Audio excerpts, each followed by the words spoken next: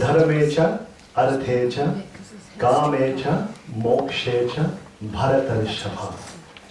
O Sion of the Bharat dynasty, the Mahabharata enables and facilitates the four Purusharthas. Now, from a Bhakti perspective, the four Purusharthas are not important. But the reality is that in Vedic culture are intrinsically inclusive and diverse.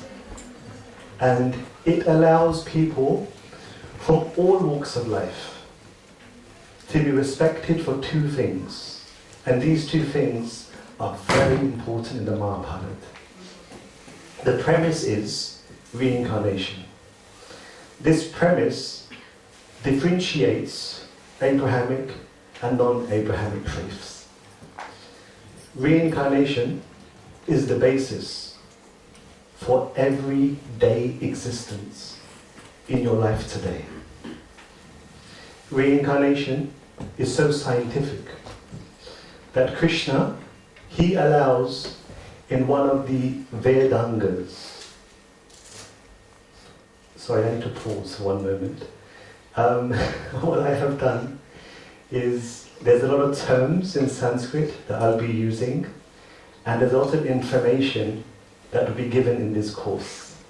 So I wanted all of you to have the opportunity to ask questions throughout the 3 hours. But in the Mahabharata, what you'll find is that the everyday life of an individual can be quantified. This is a very difficult concept to understand. How do you quantify and evidence the choices that you make and the reactions that you get in your life? In the Vedic culture, Krishna, he has provided one very specific science, and it's called the Jyotish Ved. And the Jyotish Ved is one of the 6 Vedangas. And in the Jyotish Ved, depending on how much one is advanced in the science, you can evidence and predict day-to-day experiences that one has had and one will have. And the reason for that is because the life today is based upon hundreds and billions of actions and reactions culminated in so many lives in the past. So in the Mahabharata text, you will see a demonstration of this. You will see individuals that were always from the heavenly planets, and they're always going to go back to heaven. You will find individuals that were good at the beginning and then became evil, and vice versa. And the Mahabharata is going to demonstrate to you how this is possible and why this happens. So this is a very important aspect in the Mahabharata that you're going to see day to day. Now the reason why these insights are given are primarily 2. The first reason is so that you can be aware of the quality of life that you have brought with you based on your previous life's actions. And the second thing is, try to elevate yourself. These 2 points are described in the Gita and the Mahabharata continuously. And the Sanskrit word for these 2 points is Swadharma. Swadharma. Swadharma is something which is very easy to grasp. And interestingly, all it takes you to do is once again another 2 points. I'll try to keep everything 2 points or 3 points. The first point is accept who you are. In the Mahabharata, there is no concept of trying to be like somebody else. That is the beauty of the Mahabharata. Whether you are male and female, whether you are from a certain background, certain color, certain religion, certain faith, certain lifestyle, the Mahabharata accommodates all of this. How beautiful. You do not need to become like somebody else. You can be proud and grateful for who you are. This is such a different concept in this world today. Everybody is aspiring to be like someone else. The Mahabharata teaches, you should remain who you are. This is the first thing, acceptance of who you are. These points that I'm saying to you are really important, because when we go to the personalities like Karna, Draupadi, Bhishma, you're going to see the challenges they had in their lives just to come across this small point. How do I actually accept who I am?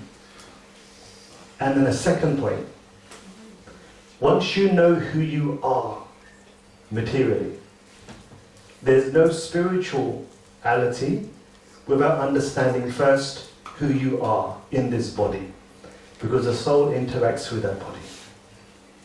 Deha devalaya prokta. The spirit soul administers its activities through the body.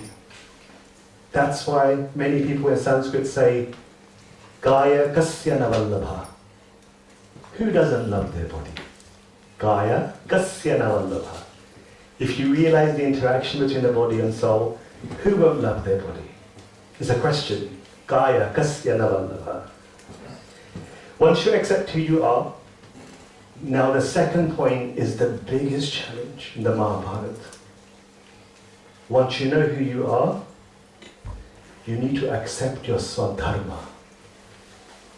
Your swadharma are rules and regulations that Krishna expects from a parent, from a wife, from a husband, from a king, from a cousin, from a leader, from a servant, from an administrator, from a priest, from a businessman.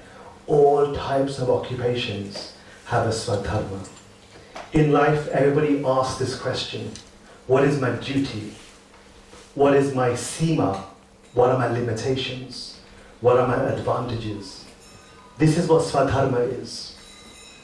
If you know your swadharma, you don't need anyone in this world to tell you that you're right. Because the swadharma is enunciated by Krishna himself for everyone. Swadharma and acceptance of who we are the greatest challenges in the Mahabharata. And you're going to find Karna, for example. He fought himself every night trying to ask these questions. Who am I? What is my swadharma? Is it okay to accept a kingdom free of charge from somebody else? Is it okay to call upon the Kuluvadu of the greatest dynasty which ever existed on planet Earth? The Bharat dynasty was a dynasty of 45 consecutive, unbroken chain of sovereigns. 45, imagine. And the 35th emperor was Maharaj Guru, after whom was known Guru Vamsh, the Kauravas. And Maharaj Dhritarashtra and Maharaj Pandu, they were the 45th successors of an unbroken line of sovereigns. Imagine if your parents were the emperor of the planet. How much money would they have? How much power would they have? How much opulence would they have? Now imagine if your grandfather was also the emperor of the planet. How much more money would you have? How much more power would you have? Dhritarashtra and Pandu, they had 45 generations of sovereignty. Can you imagine how much power they had? This is why the Mahabharata era is actually the state of planet Earth to which society is trying to achieve. The place where Earth will be in 1,000 years' time, 2,000 years' time, that was the achievement in the Mahabharata era. After many, many thousands of years of the evolution and development of science and technology, planet Earth had reached its peak. We think that we are advancing. We are not advancing on earth at all. We are trying to recover from being pushed back into the dark ages because of something that took place on the 18th of February at 12 a.m. in the year 3102 BC. Precise dates. When, during the month of Kartik, there was an eclipse on the full moon. And then Vyasa explains that 13 days later, on the Triyodashi Tithi, something happened which astronomers haven't seen for a very long time. In fact, there's no record of this. On the 13th day, there was another eclipse. How can there be an eclipse on the full moon day, and then 13 days later, another eclipse? How is this possible? Because the eclipse should have happened in the next 15th day. Right? 1 month has two 15 halves, the Shukla Paksh and the Krishna Paksh. The 15 days leading to the full moon, and then 15 days leading to the new moon. On the 13th day, there was an eclipse, which meant, for the first time, Vyasa Maharaj explains, for the first time I saw that there was no 14th day, no Chaturdashi, and there was no Amavasya. The 13th day had eaten the 14th and the 15th day. 2 eclipses in 1 month, and no Trayodashi and no Amavasya. According to the Shakuna Shastra, this means world devastation. There will be an absolute chaos on the planet, by which the whole of society are going to be pushed back into the dark ages. Why is that? Because when on earth, the Bharat dynasty, there were advantages of having one person in charge of everything, and there were also disadvantages as well. The Bharat dynasty had taken over the entire planet Earth. Whether you like it or not, people were subjugated by the Kuru Vamsh. They had all of the power of the planet at their hands, and unfortunately, when you accumulate more piety than your capacity, sinful tendencies enter. This is a very important point to note. Sinful tendencies enter when, according to Hinduism, you acquire more punya than your capacity. And we will come to this during the larger sabha of the Dyuta, the game of dice. We will understand this point further, why Yudhishthira kept quiet. How comes he gambled his wife? He gambled his brothers. Why did he do this? This point about acquiring more piety than your capacity, we are going to discuss at that particular point. So when the Bharat dynasty had the entire planet in their hands, unfortunately, sinful tendencies started to creep in slowly by slowly through the advent of Vijitra, Virya and Bhishma. These personalities we are going to cover in detail, but I'm just giving you an overview. And then very slowly, simple things like I, me and mine, selfishness, egoism, exploitation, very slowly crept in to the family which were running the entire planet. You know, there are some conspiracy theorists that talk about there are certain families in this world that are running the planet. It's not new. Made in India. It's not a new thing. There was a very big family which were in charge of the entire planet. The problem was that when vices started entering the Bharat dynasty of 45 successive kings, one by one, God himself, imagine this, God himself had to come into earth. This is the main reason why Krishna came. He came onto this earth because he had made a promise. After I create the worlds, I will forever maintain them. The evil and the sinful things we see in life nowadays, the police can manage. Right? Hopefully your council or the government can manage. It's really no big deal. When a person threatens the entire planet, God himself descends. And Krishna descended into this planet because he saw that the Bharat dynasty were going to create absolute chaos. And that's actually why Krishna descended, to allow all of us to have a future. He protected this planet from the Pandavas themselves and the Kauravas themselves. You will see that Krishna was actually never on the side of the Pandavas. He was never on the side of the Pandavas. Krishna was clearly not on the side of the Kauravas. Yato dharma tato jayaha. Krishna is on the side of? Absolutely. He's on the side of dharma, which is one reason why he didn't fight. No one can say he sided anyone. Samoham, sarvabhuteshu. Doesn't matter, good or bad. Samoham, I am equal. He even had confrontations with the embodiment of dharma. Dhritarashtra and Shakuni and Duryodhana, they were just trying to understand righteousness and doing a really bad job of it. But Yudhishthira, he was the personification, the avatar of righteousness itself. And Krishna had so many conflicts with him. I will tell you one secret.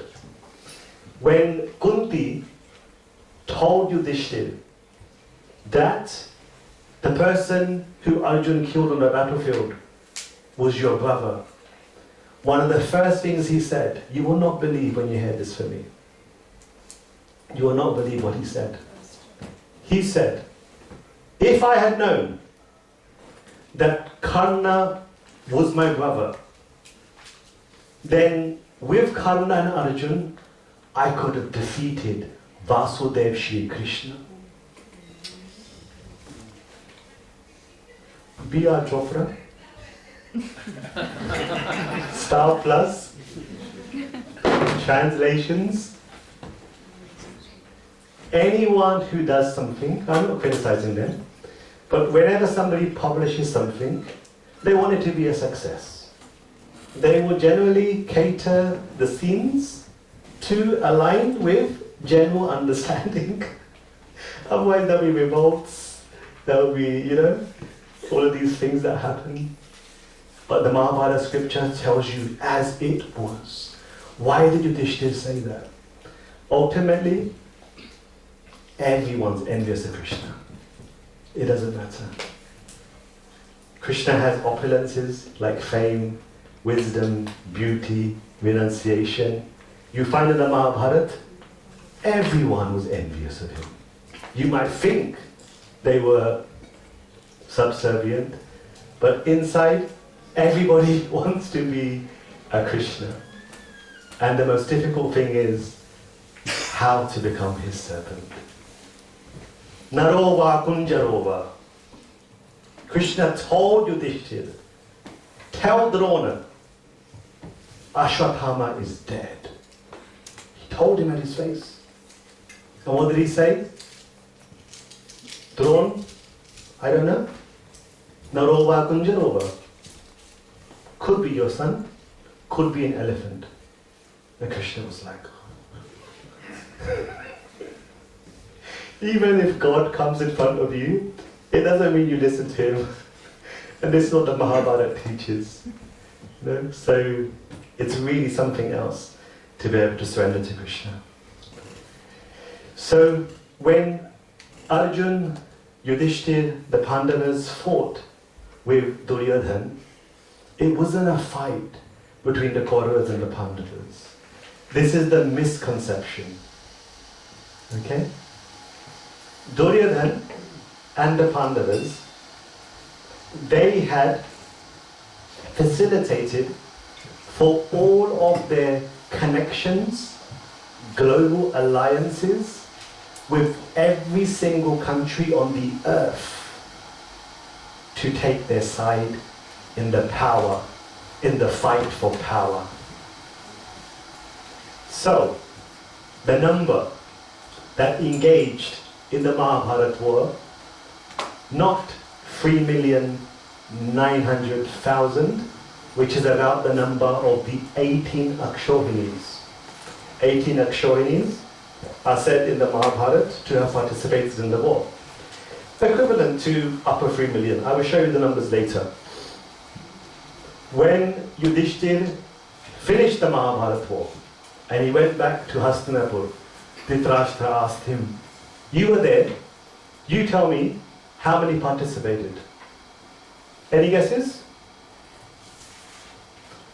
1,660,020,000 people. Amazing, huh? That's 24% of the population wiped out today. Because today we have 8.2 billion people on this planet. 24% of the planet wiped out. This is a proper war. Not just between two countries. So, a number survived as well. I'll give you the precise number later. But then what happened was, these kings did not return back to their countries. And at that time, it was the monarchical tradition, because the kings were subjugated by the Bharat dynasty, and there were representations of their kingdom in Hastinapur. So there was little monarchs everywhere. So when you have a monarchical tradition, it's very important that the kings have successors to keep the subjects, the civilians under control. The kings didn't return back to their countries. So there was chaos in every country, because there was no more rulers going back. They perished in Kurukshetra. And together with Kurukshetra, the entire planet was pushed back into the dark ages. And what we have today is the remnants of an advanced civilization that once existed in today India. Even languages were messed up after the Mahabharata war. For example, it says, Ravivar cha Sandeja. Ravivar started to be called Sunday. Falguna Cheva February. The month of Falgun started to be pronounced as February. Shashti, Shikshti Shagyeya, the number called 60. Shashti started to be called as 60. And there arose the beautiful language of English. Because people were unable to speak Sanskrit correctly, and then this Aparagat Bhasha appeared, such as English.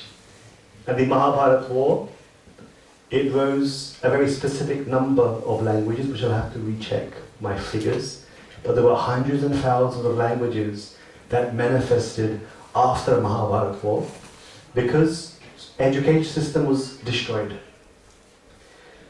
So in all of this, Lord Shri Krishna, he managed to maintain the existence of earth for all of us.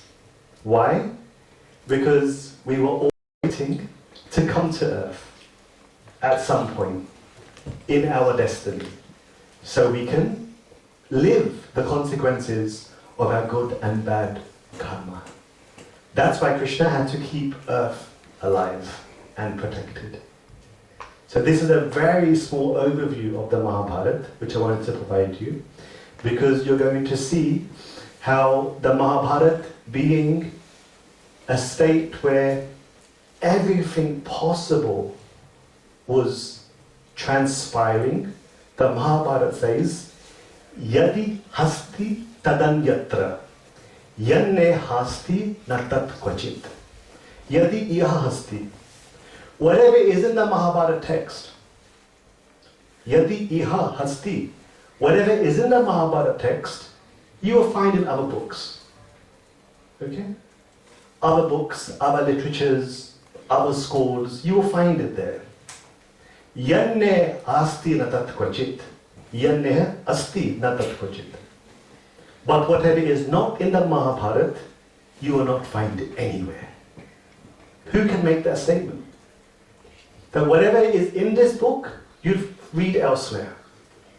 But whatever is not in this book, you will not find anywhere. Take a moment in your minds to think about something that's in the Mahabharata. Okay, there's about 80 people here, I think. Whatever you're thinking of is in the Mahabharata. Whatever you're thinking of.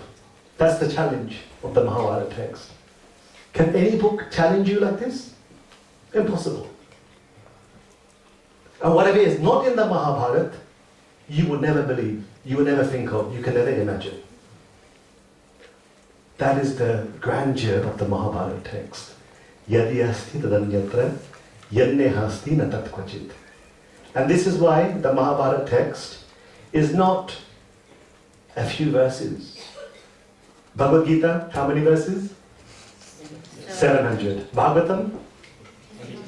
18,000. Ramayana? 24,000. It represents each word of the Gayatri Mantra. 24,000. Mahabharata? 100,000. And in actuality, Vyasa wrote it in 600,000 verses. And then he distributed it in the universe, of which us received 100,000. In the Devlok, 300,000. In the other planets, we will read 150 and 140,000. In the Gandharva Lok and the Pitra Lok, respectively. And what was left, 100,000, he gave to earth. Yadi asti tadanyatra, yanne hasti na tat kvachit. This is a very important concept to understand. So if you really want a life coach, you want a mentor, you want a guru, you want a guide, you want some inspiration, don't go and pay people for it. Just study Mahabharata. Because the Mahabharata covers everything. Can you imagine a book like this exists that has everything in it? Interplanetary warfare, communications with other living entities, people eating from gold plates, success, victory, everything is there. And within the center of the Mahabharata also includes the Bhagavad Gita, which is part in the center of the Mahabharata. So this is a really beautiful course to attend, and I don't have the abilities at all to provide and do justice to the Mahabharata text, but I will try my best to share information. We have a WhatsApp group, I believe, that will be set up. Has it already been set up? It has. So I will make sure that you get the notes, because today's notes are 19 pages. Is that alright? Okay. So we're going to start going through the 19 pages, and my object is to basically try my best to share with you some aspects of the Mahabharata text, which hopefully you find useful and you can take away. There will be discussions you can have with people sitting beside you. There will be some burning questions that we're going to be covering. And I'm also going to be talking about some events which are not so well known. And let's try to answer some of those very difficult questions that we all think about when we read and watch the Mahabharata text. Before I move on to our material, can I just please ask if my lovely wife can come and log me into Slido so that I can also see what's going on? Is it okay? Did you manage to do it? Until your notes are not received, you can just squint a little bit and read from the screen. Otherwise, you can just hear. Nevertheless, you'll receive the notes in a few moments on your devices. Good use of technology, huh? Yeah. Good use. And because everyone's looking so beautiful here, I've just been told by one of the coordinators that we're going around doing a few shots. So please ignore the shooter with his camera if he goes around. Just hide your nose, okay? Alright, let's proceed. So, We will have four sessions on the Mahabharata, okay? And the first session is going to attempt to cover the following items, okay? So we'll do an introduction, which I've just provided. We have discussed the historical and cultural significance, authorship by Vyas, structure of the Mahabharata. We will talk about some of the themes and the setting of the Mahabharata. We will talk about why Vyas describes it as an ocean of stories. And we've already discussed this very important point about Yadi asti tadanyatra, yadne hasti tatat. Try to memorize this word if you can. The Sanskrit you'll also receive in your notes, okay? You can see here, there's 12 pages. I've reduced it slightly, but 12 pages will be enough for you to read before the next session, okay? And there will be an exam question as well. And prizes, and certificates, and huggies, and everything else, okay? Okay, so we will also be covering some questions as well. Okay, so just to have a quick look at, don't worry too much, we'll go through those one by one. So let us begin our Mahabharata course today. And what a beautiful day to begin on. The appearance of Lord Varaha, yes. The embodiment of Yajna. Yajna, thank you, bless you. Yajna is a very important concept. Everything in this life is a yajna. Not just the puja part, but yajna is all of the sacrifices and the changes that we all have to make in life, whether spiritual or material. And Varaha represents yajna. So today is a very auspicious day to begin. This is the first verse of the Mahabharata text. Let's all put our hands together and invoke this beautiful mantra together. You can all recite after me. Actually, when I do my Bhagavad Gita classes at work, we do a very nice meditation at the beginning, which I think you will like. Let's try that out. So I'm going to ask you all to just, when I ask you, I'll request you to then close your eyes.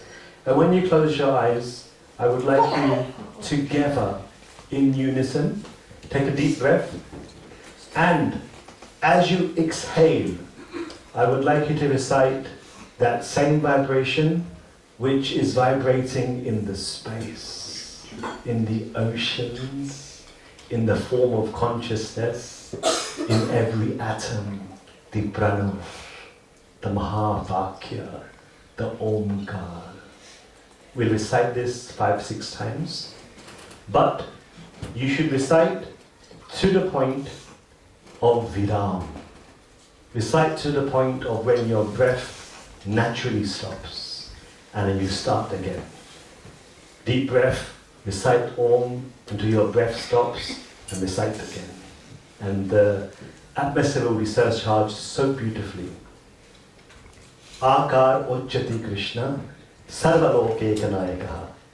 Ukar Ochate Radha, Makar Jivavachikaha. The Ah, U and Ma. Ah represents Lord Krishna. Sarvaloke Kanayakaha. The Emperor, the Nayak of everybody. All people to come, all people in the past, and those who haven't yet come.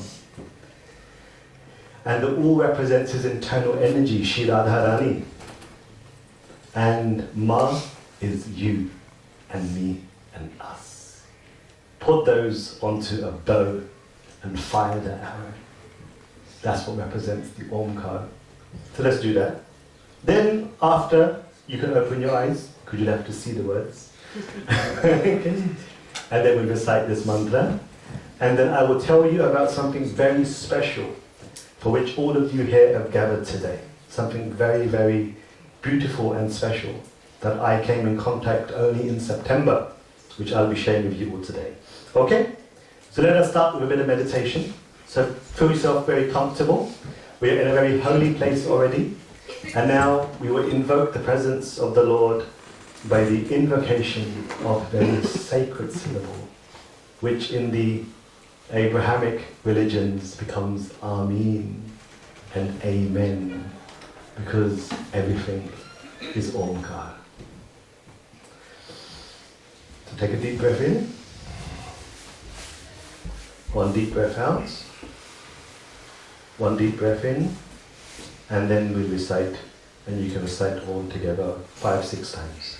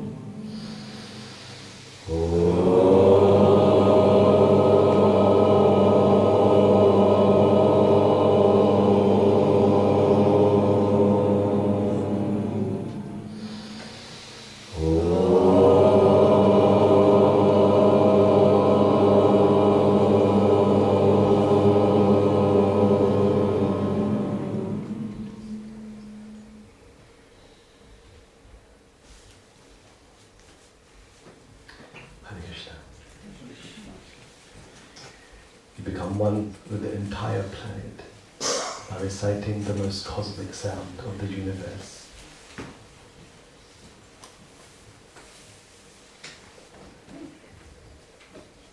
You should definitely do this in the morning. Your day will become so beautiful. When you're not hitting your targets at work, and you're getting in trouble with your wife, with the husband, with the children. Just sit down and recite Omkar. Don't listen to anybody. Everybody is there fighting for their own cause. But the Bhagavad Gita fights for your cause.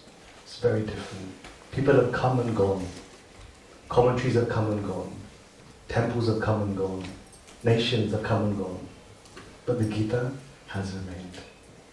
And Krishna talks about the Omkar.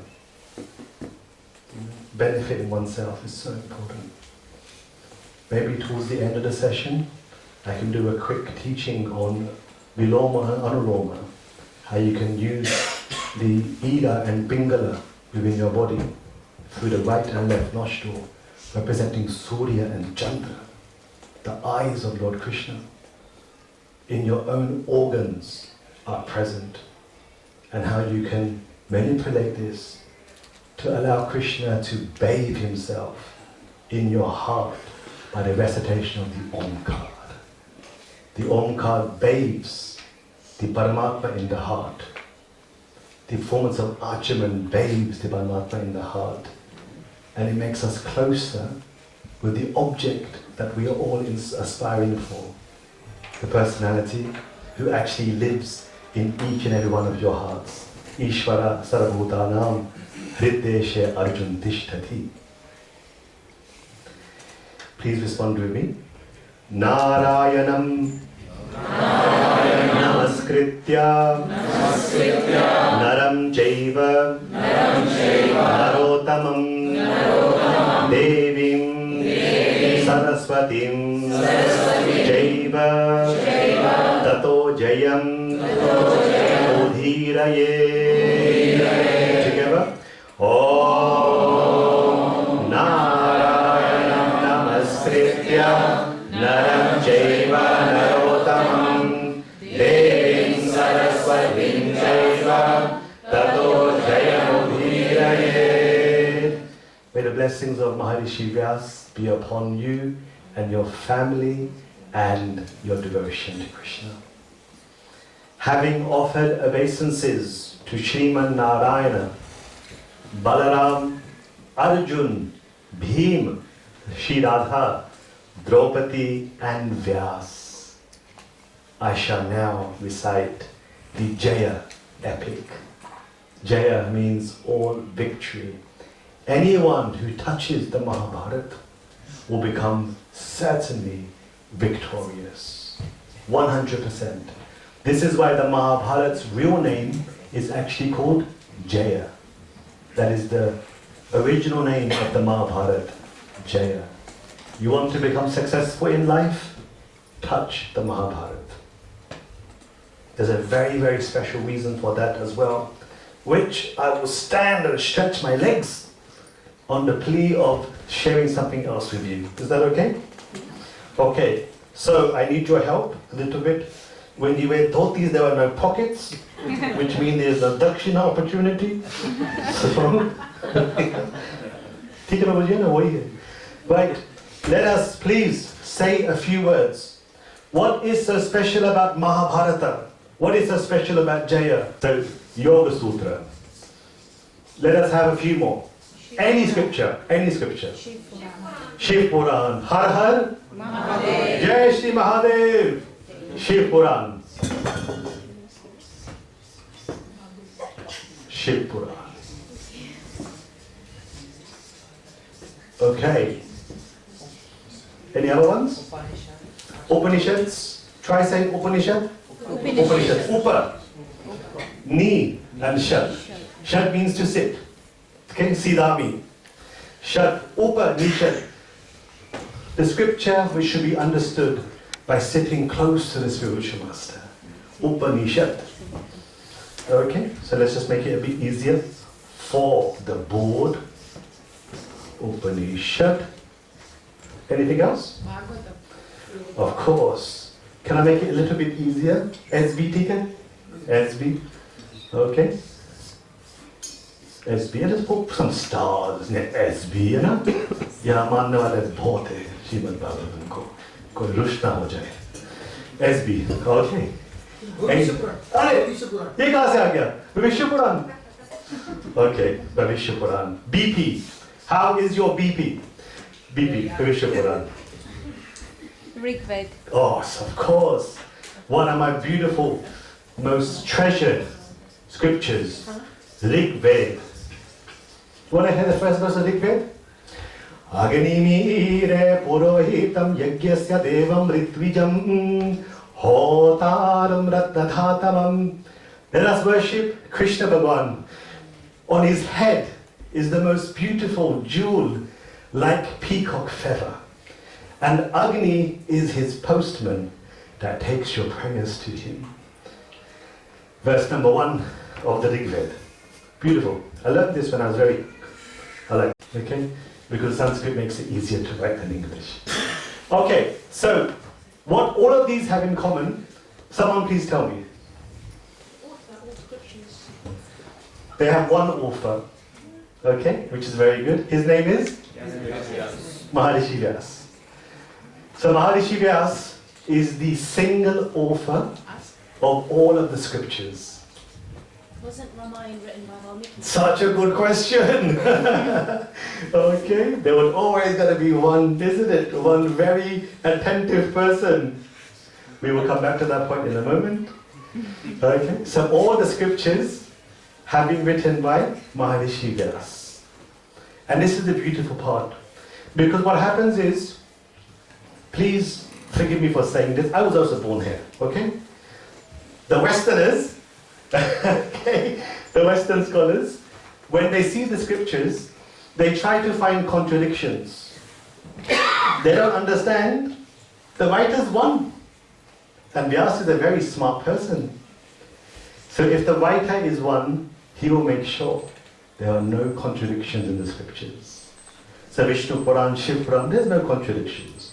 The contradictions appear because of our limited understanding of the scriptures. So that's the advantage. Anything else in common? And we'll come to this one in a moment. Anything else in common? Anyone can say? Sanskrit? Yeah, of course, always in Sanskrit. Absolutely. You revealed by Krishna? Yes?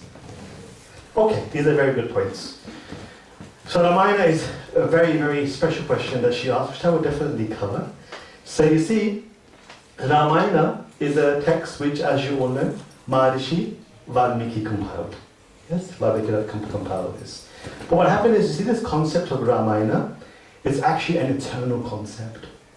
So throughout nearly most of these scriptures, there is Ramayana included. And in the Mahabharata, Vyas actually dedicates many, many, many chapters to Ramayana. So in the same way that Valmiki Rishi wrote Ramayana, Vyas also wrote Ramayana. And if you would like to hear a Ramayana, which is called the Adhyatma Ramayana, the Ramayana, which is the spiritual, can't leave him out as well, no? Okay. The Adhyatma Ramayana, which is the spiritual Ramayana, this was written down by Maharishi Vyas in the Brahmanda Puran. And I believe we'll be doing a katha on the Adhyatma Ramayana. Yes, you wouldn't have heard this ever in your life. It is so beautiful. The spiritual version of the Ramayana. How did Saraswati enter onto the tongue of Manthara, after which she gave advice to Kaikeyi to invoke her two boons? Saraswati was asked by Narad, go on the tongue, because Ram and Sita are having a really nice time in Ayodhya, and we need Ravan, etc. to be cut from the scene. So Narad and Saraswati instigated this whole episode of Manthara and Kaikeyi and Vichara Dashrath. The Adhyatma Ramayana provides all of these internal views of this wonderful saga. One very important point about all of these scriptures are written in every Dwapar Yuga. There have been 28 Dwapar Yugas according to the Vishnu Puran, where Vyas has appeared and authored them and divided them. Okay? But in those 28 yugas, there is no Mahabharata. There is no Mahabharata. Mahabharata only appears when Krishna himself descends. It is a confidential scripture, unlike any of these. These are all important scriptures, of course. But the Mahabharata isn't part of these scriptures. These come every creation, but Mahabharata doesn't. Two reasons. Again, the first reason is because Mahabharata only appears when Krishna appears. Okay? Because the Mahabharata is essentially Krishna's pastimes. And the second reason, because no one can write the Mahabharata. The Mahabharata is so special, no one can write the Mahabharata. And the Vishnu Puran says, Narayana Prabhu Swayam. Except and save Lord Narayana himself, no one can write the Mahabharata. And even Maharishi Vyas, he is actually Lord Narayana himself. Vyas is Narayana himself. The previous Vyasas could be individuals who were empowered, but Krishna Dvaipayan, the son of Parasha, he is Narayana himself. The Vishnu Puran says, for there is no one else who can compile the Mahabharata. And Maharishi Vyas, he compiled this in his mind. And after compiling it in his mind, in order to show to all of you and us the divinity of the Mahabharata, he asked Brahma, I need a writer for the Mahabharata. And you know who wrote the Mahabharata? Gajananda Shri Ganesh. Shri Ganesh himself came and he wrote the Mahabharata to explain how important it is. This has never been done in creation before. Ganesh is a very busy man, as you know. Huh? Many people ask many things from him. And he's always destroying obstacles. But he took time out to write the Mahabharata. Do you know how long it took him to write the Mahabharata? Any guesses? Any guesses? Any guess? 1 week? 1 year? 18 days. Higher? 18 days. 18 days? Higher? 20 years. 20 is too much, huh? थोड़ा ज़्यादा हो गया. Anyone else? It took him continuously, non-stop, 3 years. Constantly, 3 years he spent writing the Mahabharata. And we will read a little bit about that in a moment. Okay, so I wanted to explain to you about why the Mahabharata is so special. And we have now learned about 2 very important points. Now, in this verse, I had mentioned earlier that I'm going to reveal to you something very special. And what is that speciality? This text being 100,000 verses long, it is impossible for the average person to translate, let alone commentate. And this has been the greatest misfortune. Because it is so big, people can't spend years after years after years commentating on the Mahabharata. Which is why there have been issues with the Mahabharata. There have been major issues with the Mahabharata text. And because all of us here are friends, and I believe some of you have paid as well, I have to do my job properly. So, there have been so many criticisms of the Mahabharata. So many criticisms.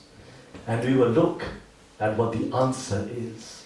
And when you hear the answer, you're going to be as happy as I was when I discovered the answer. Okay?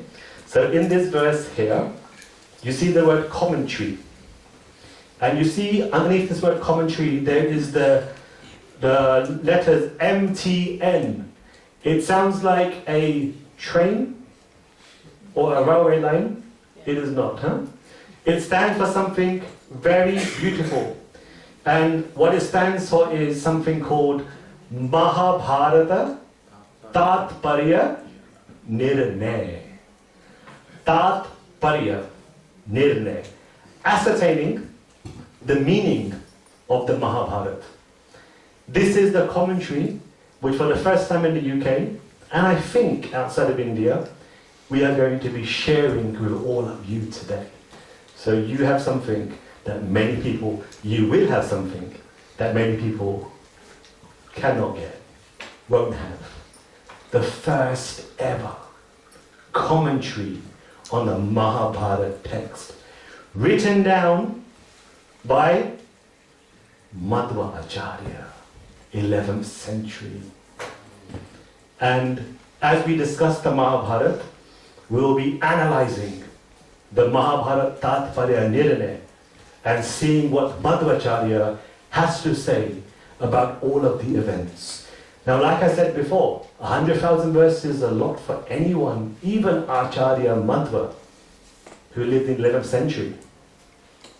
So he wrote the commentary in the form of a thematic commentary by themes, in 32 chapters, totaling 5,000 verses. Still is a lot, but I think it's manageable, isn't it? 5,000 verses. So, the Mahabharata Tatparya Nirnay is the savior for anyone who is a fan like me of the Mahabharata. I'm a Mahabharata fan, right? So Mahabharata Tatparya Nirnay is the best thing for Mahabharata fans, okay? You're going to realize things that are going to blow your mind. And we're going to go through some of those blowing your mind themes today as well, okay? So this is the commentary by Madhva Acharya, which I'm sharing here with you. What happened was I got a bit tired, always writing the Sanskrit out. So where you see these open and closed brackets with MTN and a number, it's actually a verse. Okay? So just to save me a little bit of time, it's actually a verse. So, Mahabharata Tatparya Nirnay explains that these personalities in this verse are these ones over here.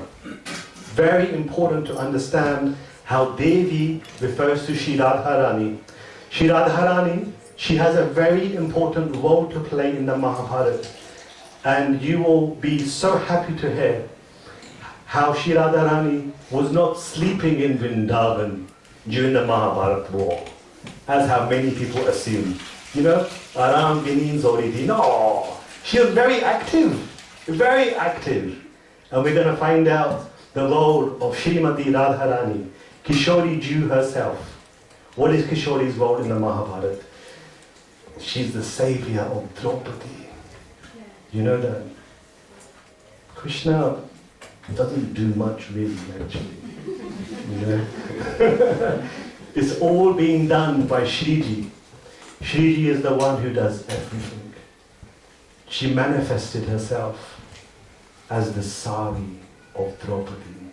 Krishna and saris don't go too well. Yeah? He wears dhotis, doesn't wear saris. Where did he get the sari from? No Radha saris, this saris, that saris. Where did he get the sari from?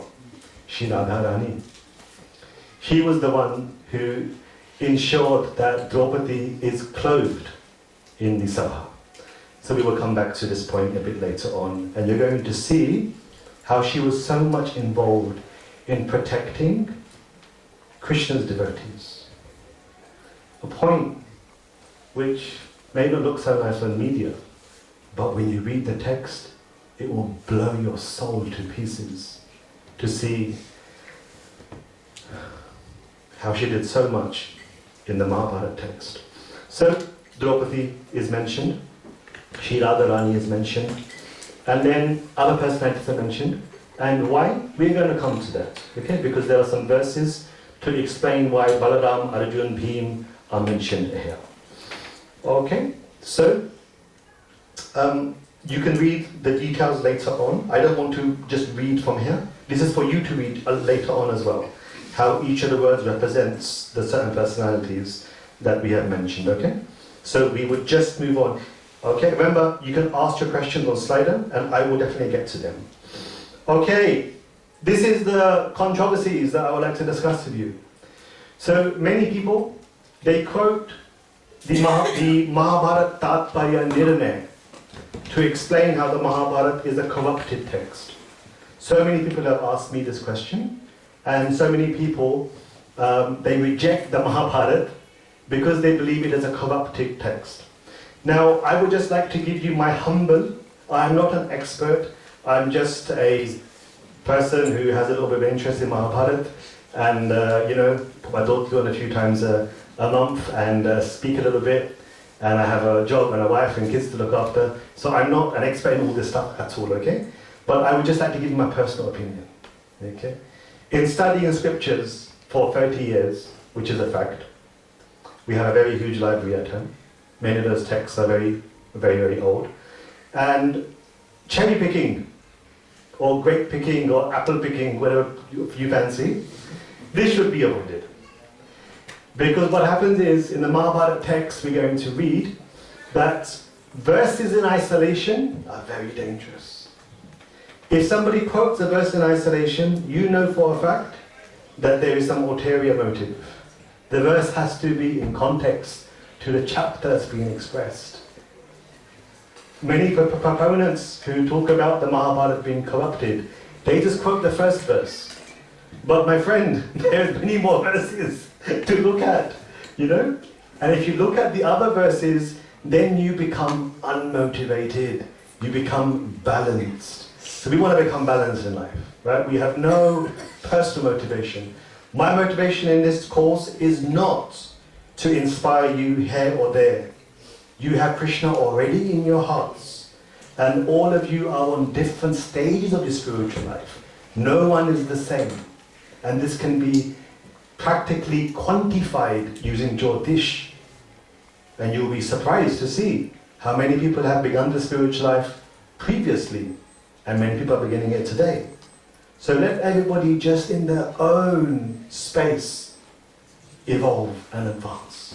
We will give the same meaning, the same information, and you will take it as best possible. So here is the verse. Kvachit granthan prakshipanti. Madhvacharya explains in the 11th century that some manuscripts were missing Some were hidden. Kvachit antaritan api. Some of the Mahabharata texts were hidden.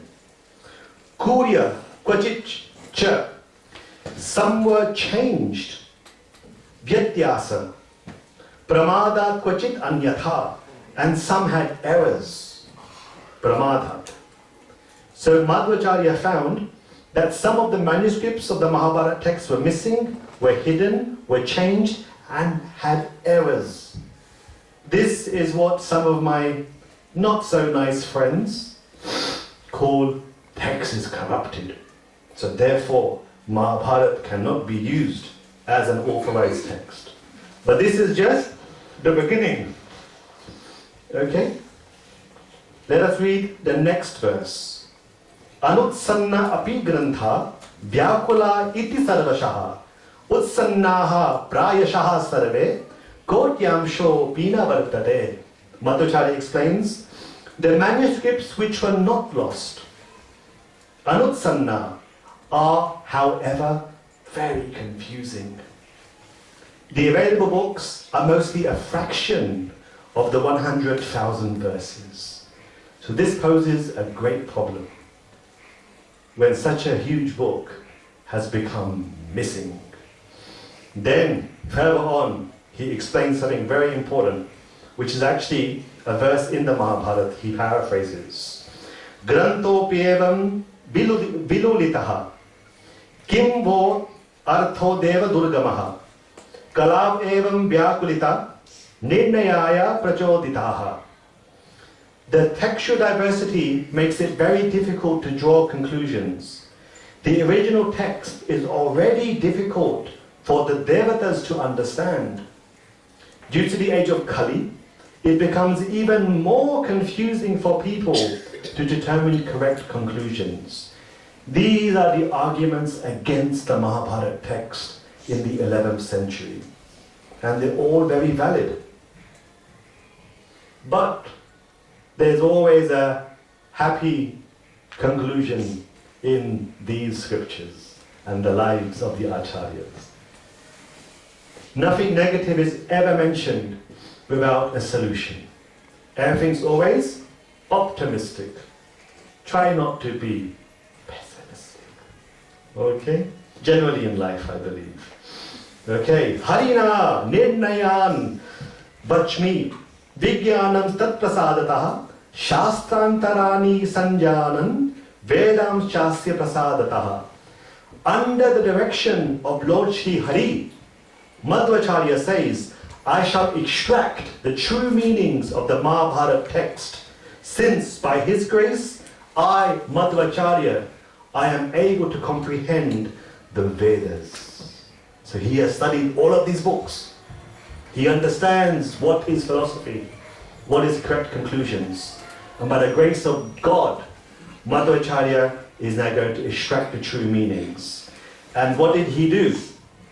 Deshe deshe tatha granthan drishtva chaiva pratak vidhan yathasa bhagavan vyasaha sakshan narayanaha prabhu. Having seen lots of manuscripts all over India, Deshe Deshe. I went to all over India, Madhvacharya says. And I saw lots of manuscripts across the country. I then put them together, Vidhan, Pritak, one by one. I put together all the manuscripts around India together. And then I went and did something which is the only solution possible. Madhvacharya says, during my second visit to Badrika Ashram, I went to have a meeting with the author himself. Maharishi Vyas, the author of the Mahabharata. He is the only person that can help in this regard. Madhvacharya met the author of Mahabharata himself. How beautiful, huh? During my second visit to Badri, I met with Lord Vyas in person, who is Lord Narayana himself, to show and validate the texts that I had found deshe deshe across India. What a wonderful way to conclude the earlier verses of all of the problems. And then what happened? Vyasadeva, he saw the texts that Acharya Madhva had found across India. Like, about 3,000 years later after he wrote the book. And then Madhvacharya said to Maharishi Vyas, please help me put the manuscripts into order and let me know if anything is missing. So Maharishi Vyas and Madhvacharya, they worked together and they compiled the critical edition of the Mahabharata text for you and me, for us. This is what he done to ensure that the Mahabharata text survives. But that wasn't it. Then Maharishi Vyas said, to ascertain the meanings of the Mahabharata and to make sure it never gets lost again, my son, my disciple, write a commentary. You can do it because you know the Vedas. Acharya Madhva himself, previously he was Hanuman. He's Vayu himself. So then, underneath the authorship of the Mahabharata originator, Vyasadeva, Madhvacharya wrote a thematic commentary to stitch together the entire Mahabharata for posterity. No one can ever claim for it to be corrupt ever, unlike some of my naughty friends. This is a very important point to mention. Forgive me, naughty friends, you can also become good friends as well. Okay? Jagat Bharata Dyeshu Tatha Bhaksheda Dikshaya Sankepa Sarva Shastartham Bharat Artho Sarataha. Then, under the author of the Mahabharata, I was asked to produce a thematic commentary in 5,202 verses across 32 chapters on the Mahabharata, which is aligned with the meanings of all the revealed scriptures. So my dear friends, everybody here, this is the beauty of this course, that we will be using the Mahabharata Tatparya Nirnay, which not only accounts for the real edition validated by Maharishi Vyas, but also provides a thematic commentary on the Mahabharata.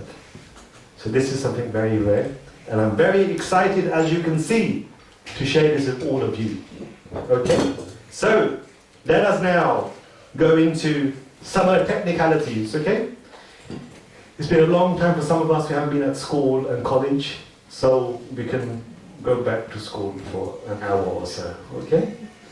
All right, the Mahabharata, Madhvacharya explains, is conveyed in Bhasha Traya, 3 ways.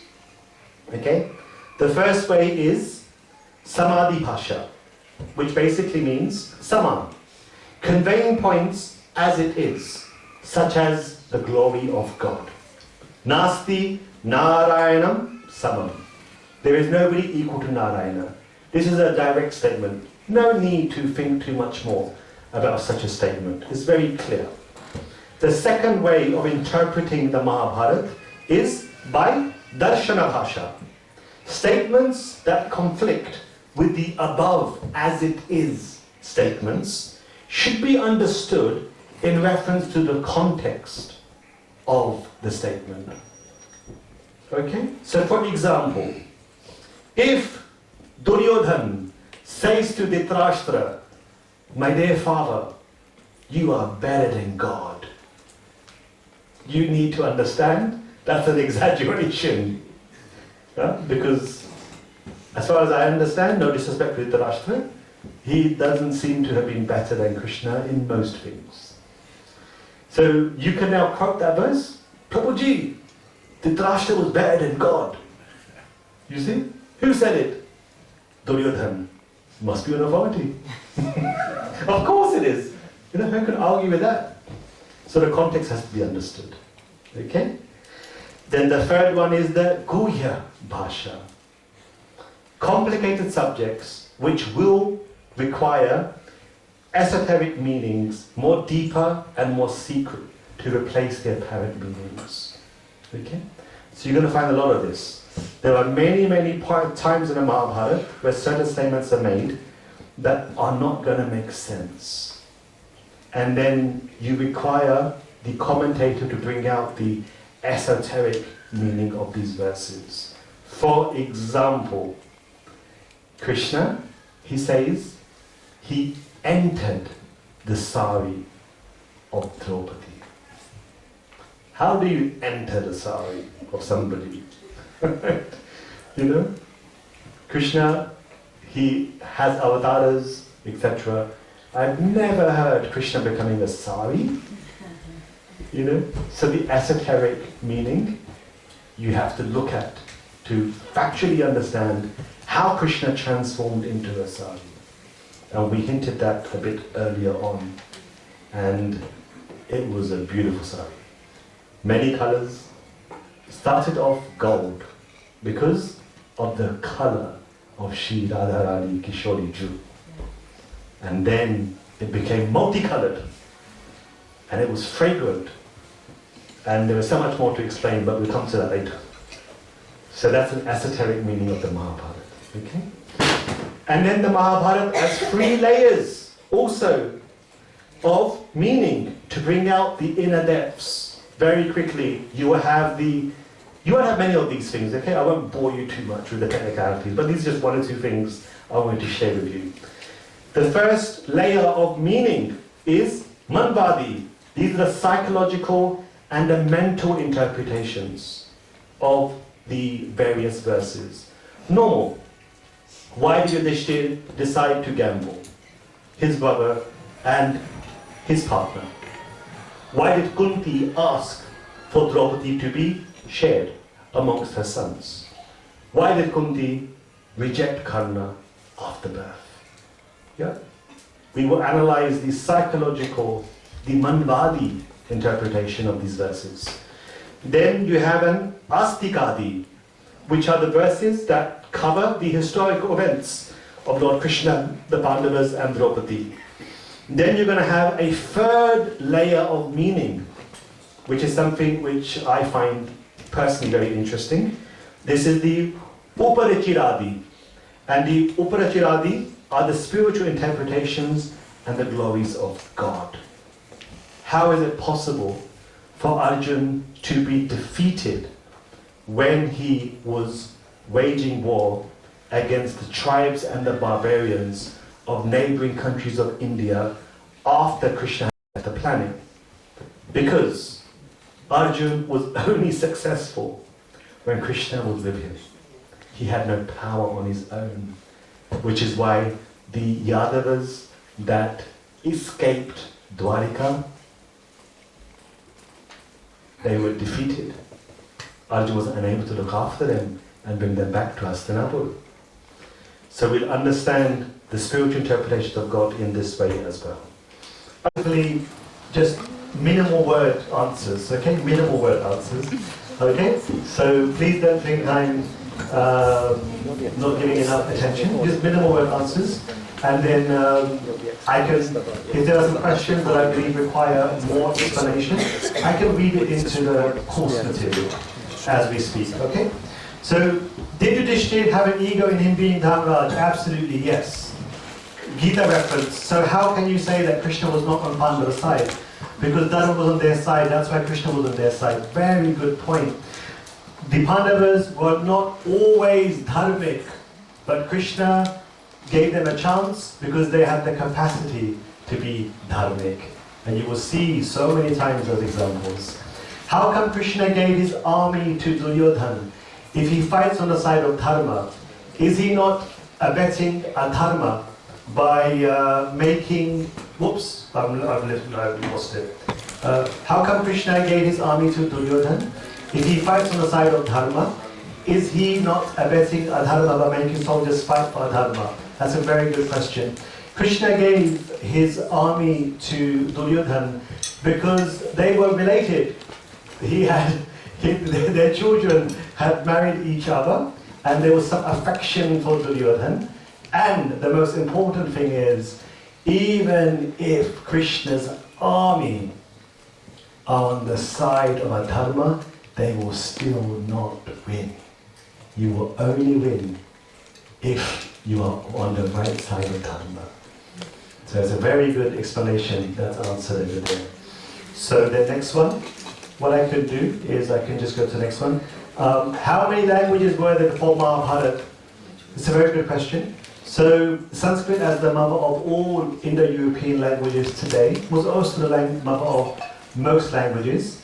And in the Mahabharata text, there describes, I remember the number being 4 million languages. So there were many, many languages at that time. Krishna also spoke other languages too, but the international language was Sanskrit. Leaving Dharma aside, strictly analyzing from a warrior's perspective, who was greater, Karna or Arjun? Hands up for Arjun. Hands up for Karna. The answer is? Yes, Karna was stronger than Arjun. Why did, I'm giving short answers, okay? And answers are from the Mahabharata text. If we can go into details later. Okay? Why did Kunti commit such an evil act of leaving Karna in the ocean, despite her seeming to be a righteous woman? Very good point. Sometimes in life, situations give us challenges, and the best way to deal with those challenges is to ignore them. Escape. Pass it on. And why is this important? Because some of us may have the same situations, and we will see what the consequences of such actions are.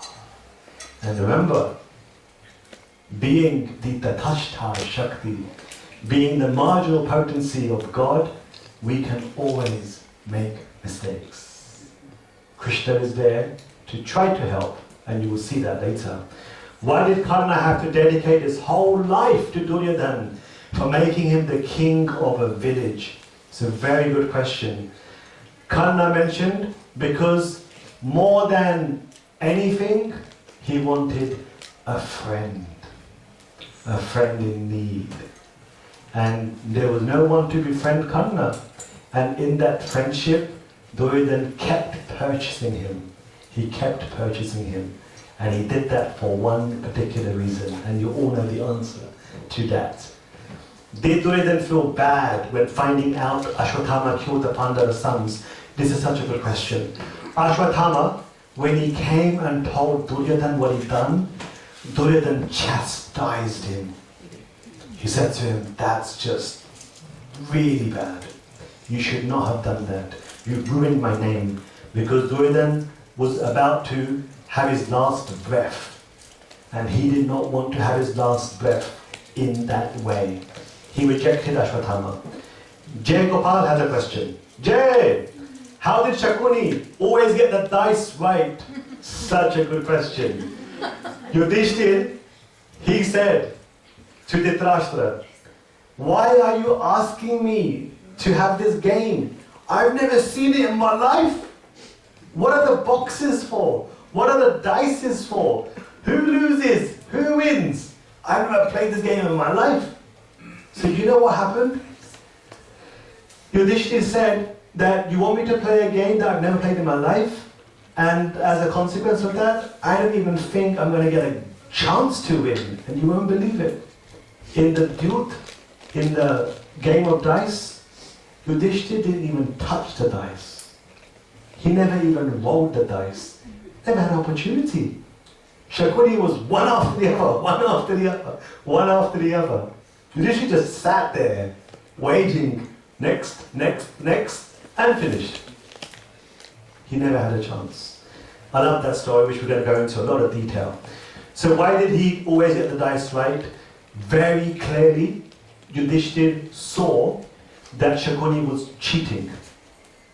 He was cheating in many, many ways, and we'll have to come to the detail about the instruments that he used by which they were being magnetized to the numbers that he was calling. Is a very spooky dice that he used. We will come to that later on in more detail. How to find my Swadharma? Very easy, very, very simple.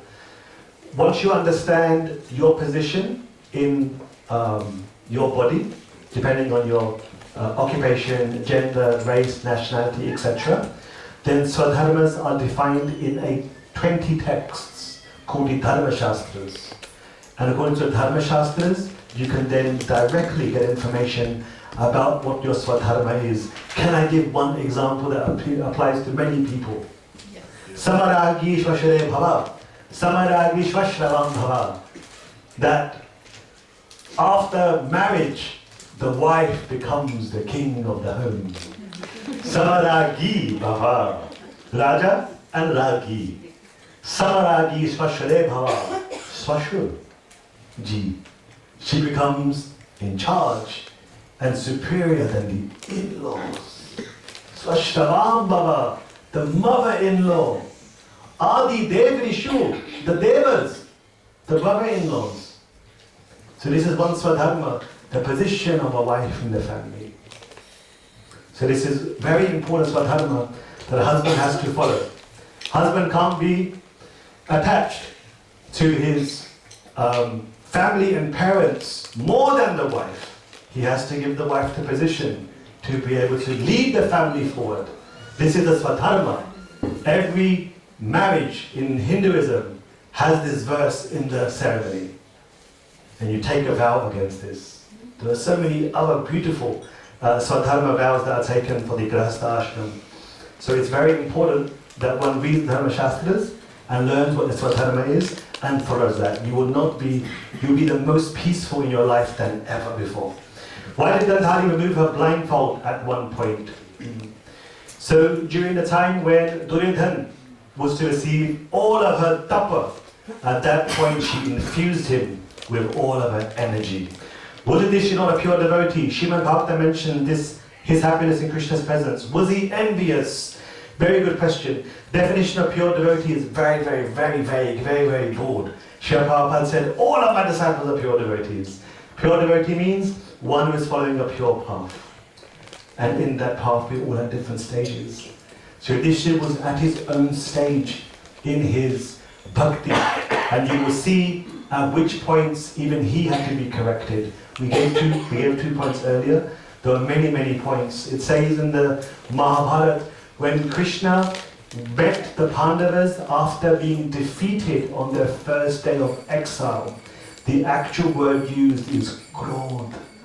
Krishna was angry with Yudhishthira. He was so upset with him. Why he gambled. Why he even went to Hastinapur. Krishna was angry quite a few times with the Pandavas.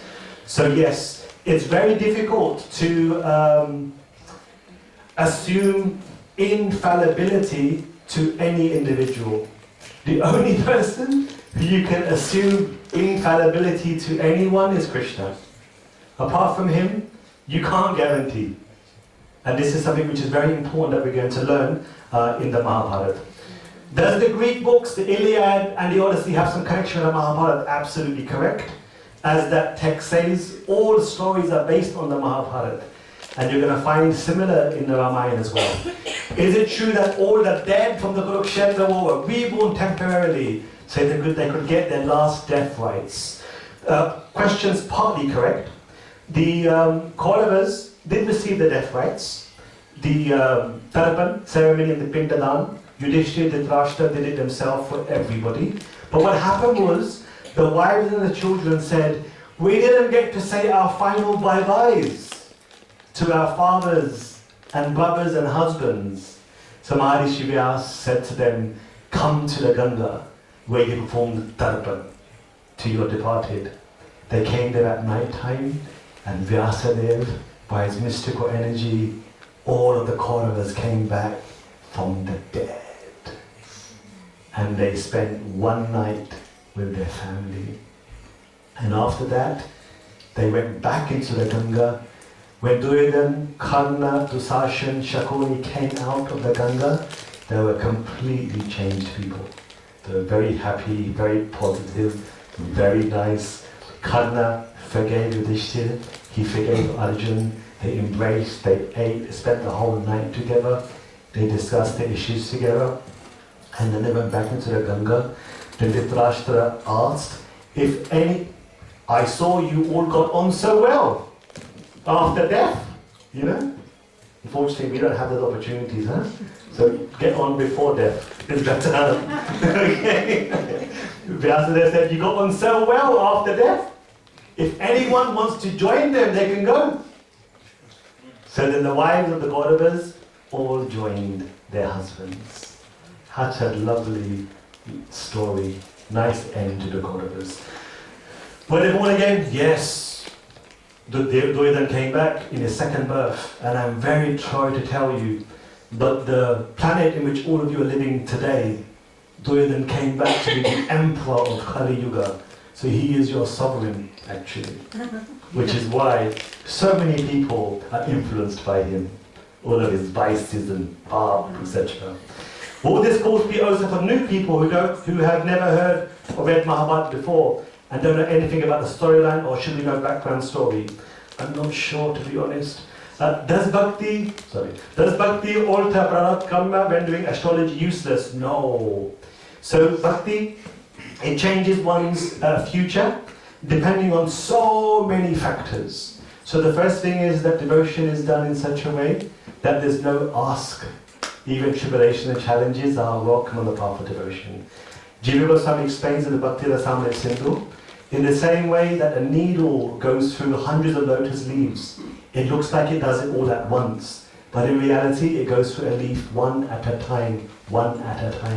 Similarly, one's Sanchit, Kuta, Bija, Prarabdha, Agami and Prarabdha karmas.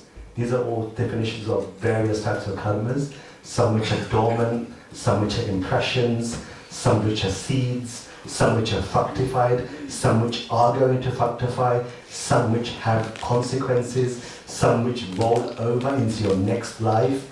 All of these one by one become destroyed when one is on the path of bhakti, but not necessarily all at once immediately. It all depends upon so many things. Astrology will tell you, for example, where your destination is going to be after this life. It will tell you where you come from.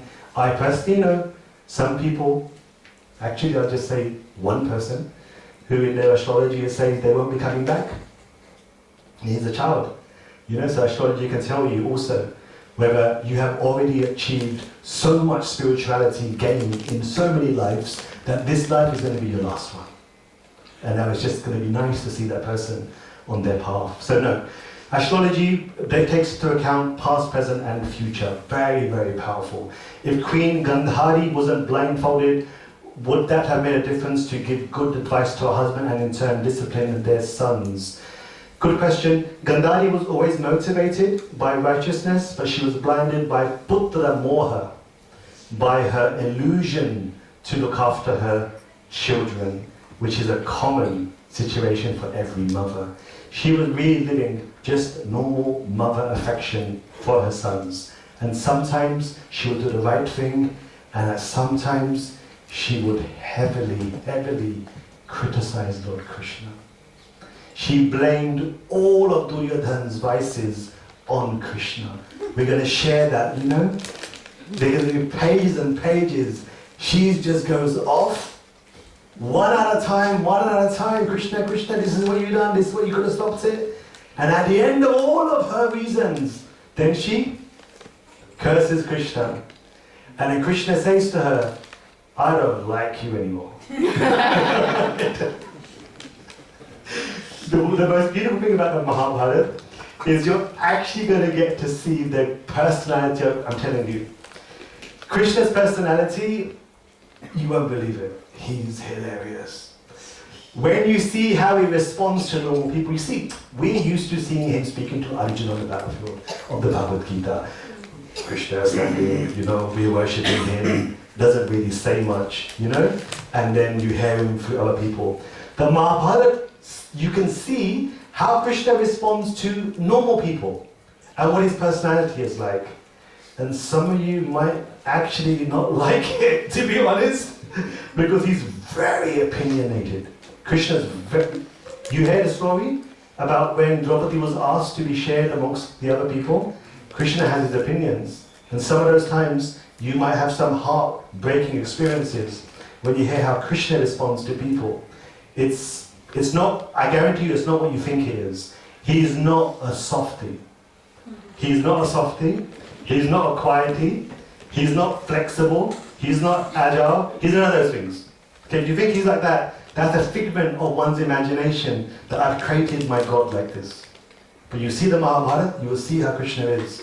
And it's quite, it's very instructful. He said to Gandhari, you're bad. You're wrong. And then he started chastising Gandhari. Why? It was hurtful. But then he said, I will accept your curse for some particular reason, which we'll come on to. Sorry, that wasn't a one-liner, I'm so sorry. Is it true that Dwapara and Treta sequence is altered in the cycle? Yes.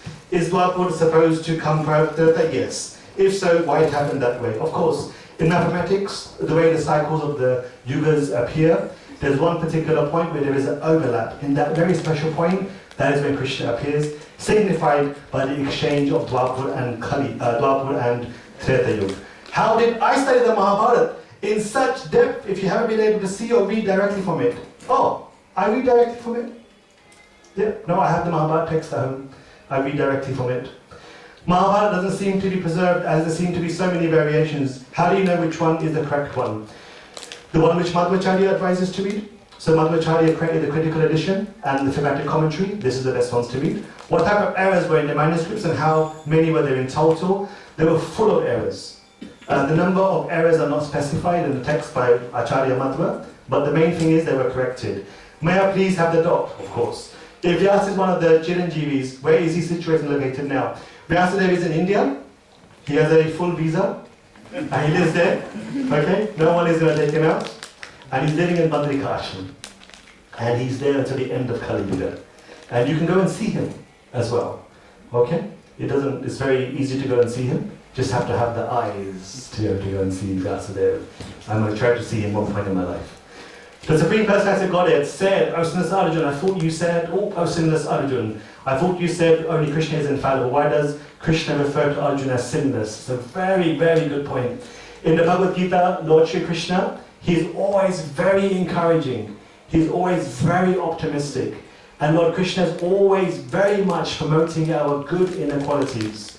And Krishna, when he calls someone sinless, the reality is that sometimes you're allowed to make mistakes even while being sinless. That is the most beautiful part of Bhakti. Krishna says, Kim puna brahmana punya bhaktarajeshya sabha. Even if you make a mistake, because you are my devotee, I consider you to be sinless. And Krishna will give you chance after chance after chance. This is this very special offering to his devotees. Krishna is so patient. Then he goes down like a ton of bricks, but he is very patient. That is a very good point. He's very patient, and at the same time, Kalosmi Bharatarasham. As time, I destroy everything. Okay, that was just 10 minutes over. I will catch up on the time. Thank you so much for your questions. Let us go through the setting. If you're feeling a bit warm, you can take off. You can take off. You can open a window if you would like to. I'm going to take off my chadar because the heat is on. Let us go into the Mahabharata opening. All right. So the Mahabharata setting is very beautiful. For 12 years, the sages had gathered in Naimesharanya to study and read the Puranas. It was at that particular point that Sutta Goswami had arrived. And then the sages of Naimesharanya, who had gathered for 12 years to study and read the Puranas, they said to Sutta Goswami, Kuta agamyata salte, where have you come from? As Sutta Goswami explained, that I had attended a very beautiful ceremony called the Sarpa Yajna, which was hosted by Maharaja Janmaja. Maharaja Janmaja, he is the son of Maharaj Parikshit, the grandson, of Arjun. And Janmaja, when he found out that his father had been bit by the snake called Takshak, he decided to eradicate the earth from all the snakes. And at that Sarpa Yajna, Sutta Goswami had attended. And what had happened is during the intervals of that ceremony, Maharishi Vaishampayan, the very dear disciple of Maharishi Vyas, during the intervals, he would recite the Mahabharata to Maharaj Janmaja. And at that gathering, Vyasadeva was also sitting down. And in front of Vyasadeva, his disciple recited 100,000 verses, to Janamaja and the entourage of kings who had gathered from so many countries. And it was there that Sutta Goswami heard the Mahabharata being recited by Vaishambhayana. And then he said, after hearing it, I then went for a tour. Having heard Mahabharata, like I think after this course, some of you may also do the same thing. Sutta Goswami went for a tour of India, and he went to visit all of the places where the Pandavas had performed various pastimes. And then at the end, he went to Samanta Panchaka. Samanta Panchaka is Kurukshetra. And there's a reason for that name, we will come to a bit later. And he said, that is where the deadly battle took place. Sarvesham cha mahi kshitam. Sarvesham, mahi, the earth, kshitam. All of the kings of the earth had gathered in Kurukshetra. And I went there to see what had actually happened. So there was some pratyaksha, there was some direct observation by Sutta Goswami. He heard the Mahabharata, and then he went to see the remnants of the Mahabharata. The assembly then asked him, please can you recite this beautiful Mahabharata scripture to me? And Sutta Goswami then mentioned that this scripture which I'm about to recite, it is the best of all scriptures. It contains the most oldest events. It has logical and combined meanings of subtle references. It is composed in the most beautiful language, and it is strengthened by all of the previous scriptures. All of these scriptures are summarized in the Mahabharata text. Direct references are made to the various scriptures. And in this way, he mentioned that this is the incredible text by Maharishi Vyasa. And you can all read this in your own time as homework, so you're completely up to date for the next session. Then, Sutta Goswami, he then said that no doubt after I teach this, there will be many others on earth that will teach the Mahabharata in the same way we are doing today. You have all been predicted in the Mahabharata. How lovely. You have all been ordained and destined to be part of this verse. How fortunate we are. We are some of those souls that are mentioned by this verse. It's very rare to have the opportunity to study the Mahabharata.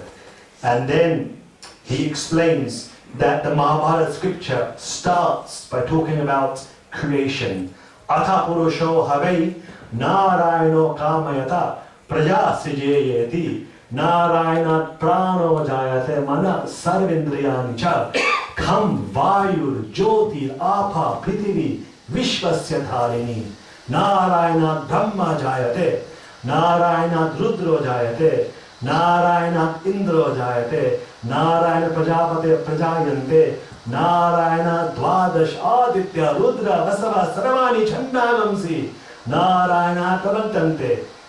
There's a whole long list how creation began. It is not just a big bang. How simple. For the simple, huh? This stuff, complicated stuff, but more advanced. I was just trying to impress upon you that the creation story is a very, very long story. Okay? So that's how the Mahabharata begins, with a big detail about creation. And then, in that particular creation, Vyasadeva, having compiled the Vedas, then he composed the Mahabharata scripture. And then, after composing the Mahabharata scripture in his mind, he hadn't written it out. Then he said to himself, how am I going to teach this Mahabharata scripture to my students? As soon as he said that, Prajapati, Swayambhu, Brahma himself, I'm sure it was a better sound. He manifested. Some nice sound happened, and Brahma came. And Brahma was so happy. And he wanted to help Vyasa in this desire, because all of us will benefit by having the Mahabharata transferred from the mind of Vyasa into the pages of the books. So this is, for example, lovely verses of the Mahabharata text, you know? It's a little bit easier when they're in Sanskrit and have to go less pages to write. Just 2 pages. I will tell you why I picked these 2 pages later. So, Brahma then said to him that I am aware of the poem which you have composed in your mind. And this poem contains all of the sciences, and there's a whole list I have given here which you can read. And then, understanding that there is no poet or writer to be found on this earth, Brahma then explains the reason why no earthly human can write this text, because it is the beautiful, rare pastimes of Bhagavan Shri Krishna. And therefore, the celestials are the only people that can write this text. And from all of the celestials, the very beautiful child of Lord Shiva and Parvati, Gajananda Ganapati Bappa Moria. Ganapati Bappa Moria. Absolutely. Such a beautiful soul. How interesting it is. He is the one who removes our obstacles in life. He is the one who is always there for us. And Brahma said, think of Ganesh. Think of Ganapati. And he will come. Gananam tva Ganapati gum bhavame. Ganapati in the Vedas is explained to be the ultimate reality for every aspiring devotee. Such a beautiful Vedic mantra that people recite when they propitiate Ganesh. Immediately, as soon as Vyas, the moment he immediately thought of Ganesh, Ganesh came right away. He's so fast. He's on standby mode. Anyone who needs his help, I'll be there. And Ganesh was just waiting to help Maharishi Vyas. And then, when Ganesh appeared, he agreed to write, but he raised a particular point, and I'm sure you've heard this point many times.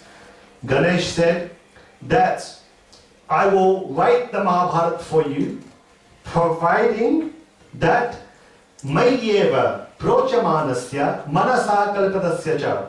I will write the Mahabharata providing that my pen doesn't stop.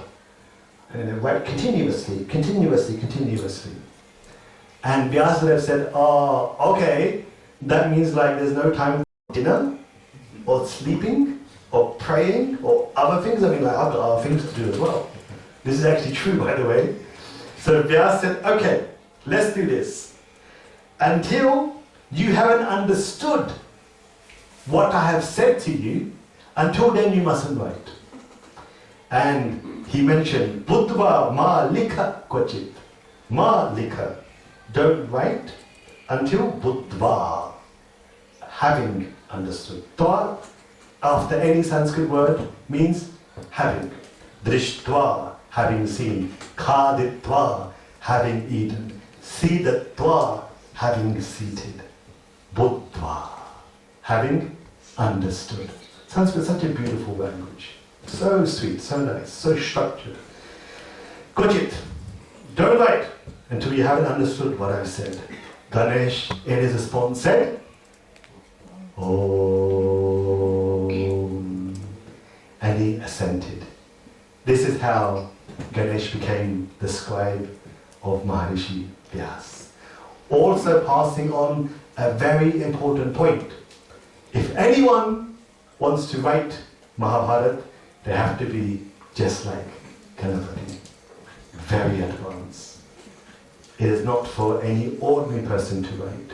You have to be like Ganapati himself. So we asked him, in order to make sure that he can do his other duties, he then composed the verses so closely together in order to buy time for Maharishi Vyas to do other engagements. In this way, 3 years passed with Ganesh writing the Mahabharata as Maharishi Vyas spoke it. And in this way, the whole Mahabharata came to us. And even after writing the Mahabharata, nevertheless, the verses being so deep with profound meaning, there still remains to this day 8,800 verses whose meaning no one can understand except and save 3 people, Sudha Goswami, Shukdev Goswami, and perhaps Sanjay. 2.5 people. That's how advanced the Mahabharata is. So it's a big challenge for poets and Sanskritists to try to prove this verse wrong. And then Vyas decided to then publish the Mahabharata. Maharishi Vyas didn't publish this until the Pandavas and the Kauravas had left Earth. So it happened during the juncture of Dwapar and Kali Yuga. And as you heard at the beginning, Vyas had then taught his disciple Maharishi Vaishampayan. And Maharishi Vaishampayan then spoke it on the order of his spiritual master, Vyasadeva. When in the Sarvayagya, during the Sarvayagya, he was asked to recite the poem, this book. So Maharishi Vyas was watching, and on his right hand side, his disciple would recite the Mahabharata to the son of Parikshit, the grandson of Arjuna. And originally, the Mahabharata was written in 24,000 verses. And this was called Jaya. That was how Maharishi Vyas had first written the Mahabharata. Then after that, he actually was the first one in academic history to have ever compiled an index and chapter summary. Some of you may be thinking, where did all that come from? Came from here. Made in India. Once again. Chapter summaries, indexes, all came from there. You know? So Vyas, when he did that, he wrote it in 150 verses. So 24,150 verses became the compilation. Then, having written it in those numbers, then he expanded it to 600,000 verses. And that is what he recited to Ganesh. And then, like anyone nice at heart, distributed it across the universe. And you can read the distribution here. 300,000 to keep the Devatas busy and occupied in reading Mahabharata. 150,000 in the Pitralok, 140,000 in the Gandharvalok, and for us simple beings, 100,000 I think was enough. And he gave that. And the people that spoke these various versions of the Mahabharata were respectively Narad for the Devatas, Maharishi Devala for the Pitralok. Shukdev Goswami spoke it in the Gandharvalok, and believe it or not, when Shukdev Goswami spoke Mahabharata in Gandharvalok, the Yakshas and the Rakshasas also attended, because they were thinking, this is the book where our predecessors all perished. Let's find out what they did wrong. So the Yakshas and the Rakshasas also came to hear the Mahabharata when spoken by Shukdev Goswami in Gandharvalok. And then, of course, in our planet, Maharishi Vaishampayan spoke 100,000 verses. The Mahabharata, it is summarized in 2 trees. Look at the Dvi Vrikshas, the 2 trees. This is how the Mahabharata begins. Contemplate, reflect upon this small table in the evening or during the week. Focus your attention on what is the tree, what is the trunk, what are the branches, what are the fruits and the flowers, and who is the root. These were the competitors against each other. Duryodhana, Yudhishthir, the trees, Karna, Arjun, the respective trunks, the branches, Shakuni versus Bhim. Dusasham was against Nakula and Sehdev as the flowers and the fruits. And at the root, there were 2 competitors. On one side, you had Dhritarashtra. Dhritarashtra was the root of the Kauravas in the Mahabharata epic. And on the other side, there was root of free form.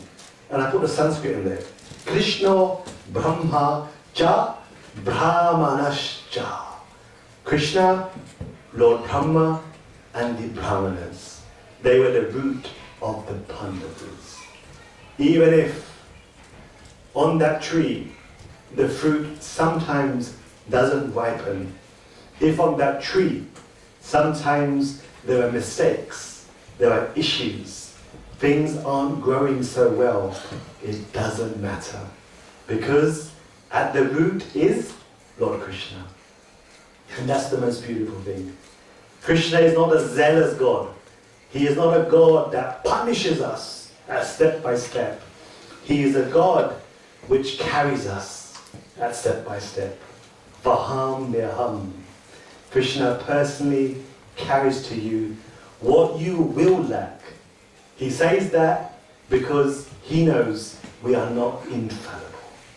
We can be pure, we can be sinless, but we are not going to be infallible.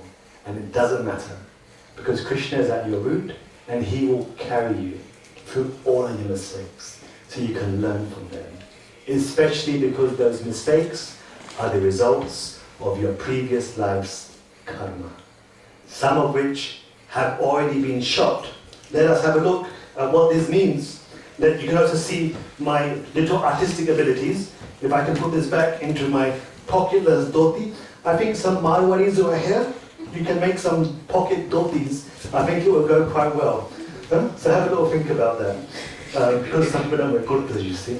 Kurta is a different thing. So, let us have a look. Okay, so firstly, you over here, you have, oh, you're all going to laugh at this. This is not a water flask. This is a tunir, a quiver. It's a quiver, okay? In the quiver, you are going to have so many arrows. Let us see, maybe. A little bit like this, maybe? I used to be good at art, but things change after marriage, you know? Oh, my wife is here, sorry, I forgot. Okay, so these are arrows, you know? Okay. And then, this is going to be a tough one now. Let's have a look. Is that any good? Yeah. Yeah? Okay, this is the bow. Now I need to draw a little bit of a string. Okay? And then we're going to have one very long arrow over here. And this is nothing like a divine weapon, okay? It is just my arrow. Alright? And then you're going to have another arrow which is over here. Okay? So, Mahabharata explains this over here are your sanchit karmas. These are all of the experiences that you will go through in life, whether this life or the next life. One of these seeds, sanchit karma, makes me a billionaire. One of these other seeds makes me very, very handsome. Maybe not. This seed over here makes me very, very poor.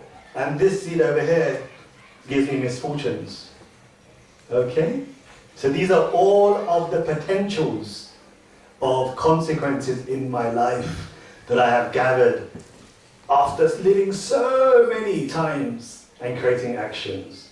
Now, what's going to happen is, based upon many variables and many factors, including your environment and your choices and the interactions of those with whom you have a collective karma account, you will then have certain arrows that have already been shot. These are called prarabdha. Whatever has already left your bow, you will definitely experience, no matter what happens. In this life, you will experience it. No matter what you do, you will experience that consequence. And then there are some arrows here, which are the agami. These are the arrows, the consequence in your life that have not yet left your bow. They will leave your bow based on the choices that you make in life. And based on those choices, you will have some future consequences. So, All of these arrows are all our life stories. And in the Mahabharata text, you are going to see that some individuals had to face their consequences in their life, despite Krishna being there, or despite the choices that they were being forced to make. And there were some choices that they could make that will alter the course of their life experiences while Krishna is there. But the main thing here is, if your root is Krishna, then you see even the bad arrows and the good arrows as lessons in life. And you will see this many, many times throughout so many personalities that we're going to introduce to you in this Mahabharata course. So this is a very quick attempt to summarize this tree and how this tree is going to unfold based on this diagram. The merits of the Mahabharata are that even if you read a single line of it, you will have your sins destroyed. Potentially the ones that are in the quiver. Perhaps not the ones that have been thrown off. Definitely the ones that are on the bow. They can be impacted. So it's a very good opportunity to focus on a bit of inner cleansing by studying and bathing our intellects in the Mahabharata. And ultimately, this is a story of Krishna himself, and it will increase our devotion. When the Mahabharata was written, the Devatas, the celestials, they decided to test the Mahabharata. They brought out a huge scale. On one scale were placed the Vedas. On the other scale, the book called Jaya was placed. And immediately, the Vedas were completely up in the air on the scale, and the Jaya book went down. The Jaya book was heavier in import and meaning and relevance for Kali Yuga. And since that day, because the Jaya book was heavier than the Vedas in terms of its meaning and relevance, it was called Mahabharata, the book which is heavier than the Vedas for Kali Yuga. And that's where it got its name from. Kurukshetra. Kurukshetra is the next point discussed in the Mahabharata text. Why? Because this is the central part where dharma is going to be ascertained. And in the Mahabharata war, you're going to see that ultimately, neither Yudhishthira, neither Arjuna, especially Arjuna, he was taught the Mahabharata because he needed to be taught Mahabharata. Yudhishthira was taught lessons of life because he needed to be taught lessons of life. And in Kurukshetra, you're going to see how even if you think you are righteousness personified in front of Krishna, you will make mistakes. Because ultimately, Bhagavat Pranitam, dharma itself is at the feet of Krishna. And if you seek his shelter, you can then ensure that your activities are absolutely true. And Krishna is going to demonstrate his expertise in righteousness at Kurukshetra while simply sitting down on his feet. He'll be doing this. In Kurukshetra, Parashuram, many, many years ago, when he annihilated 21 generations of Kshatriyas, he had brought all of their blood into the place called Samanta Panchaka. And the Samanta Panchaka, he did Tarpan. Tarpan you should do. You should do regularly. You should do, it's a very, very good thing to do.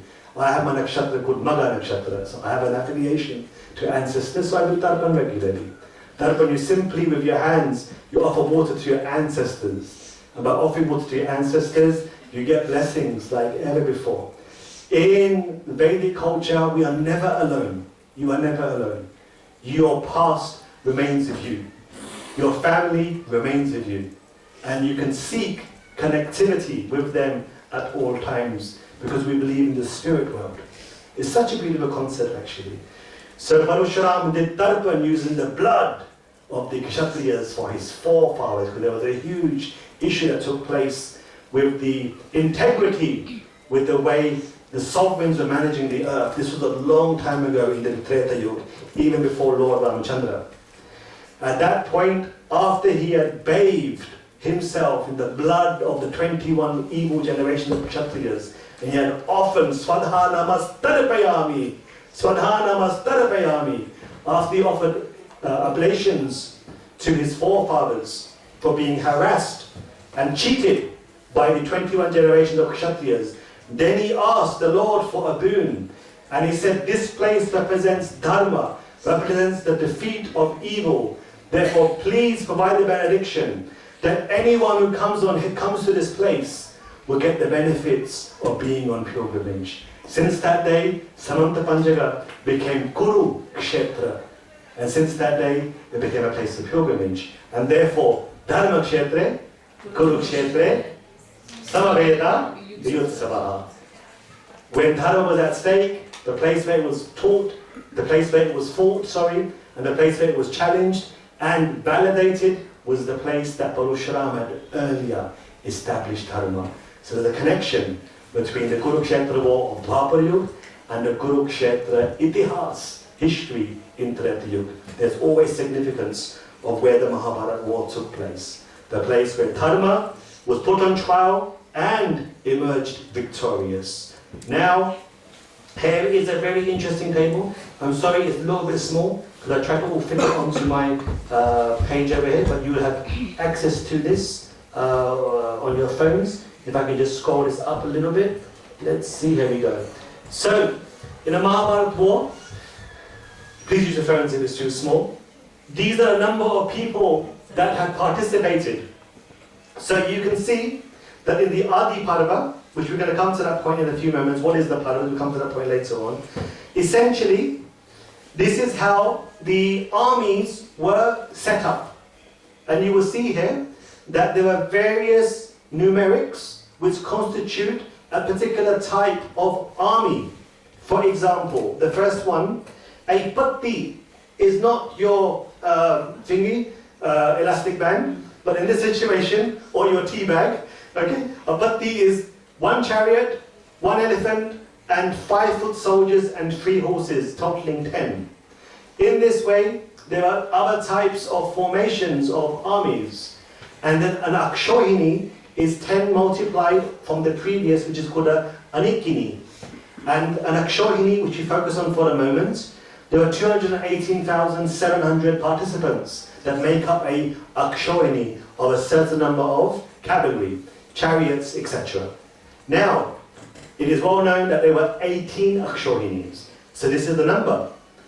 3,936,600. It is also said that out of these, if you don't mind, out of these 4 million people, 10 had survived. Okay? 3 from the Kauravas and the 7 from the Pandavas. But this took place in the Adi Parva. We will come to that later on. The very first canto is where these numbers are from. Many, many cantos later, I think 11 volumes later. Like I mentioned earlier, Dhritarashtra Ashudhishthir. So really, how many people came? These 18 Akshohinis, 4 million, were the core armies. What actually happened is that, and the number is here, 1,660,020 individuals had engaged, and 240,165 people escaped. So this is the real number. And as we had mentioned, this equates to 20.24% of today's population was wiped out in 18 days. So this is the real number of the participants. And why have I shared this with you? I've shared this with you so you can see the deep gravity of what took place in the Mahabharata war. This is a very serious situation, not to be taken lightly, and the numbers are just phenomenal that have gathered in Kurukshetra and that perished. You now have these numbers, so if you want to do a bit of showing off at some point, you can tell your friends, you're wrong, this is the right number, and they will be mesmerized when they hear how many people had come. Now, last night, I tried to total the number of countries that participated in the war, and I gave up. Alright? I will give it another go.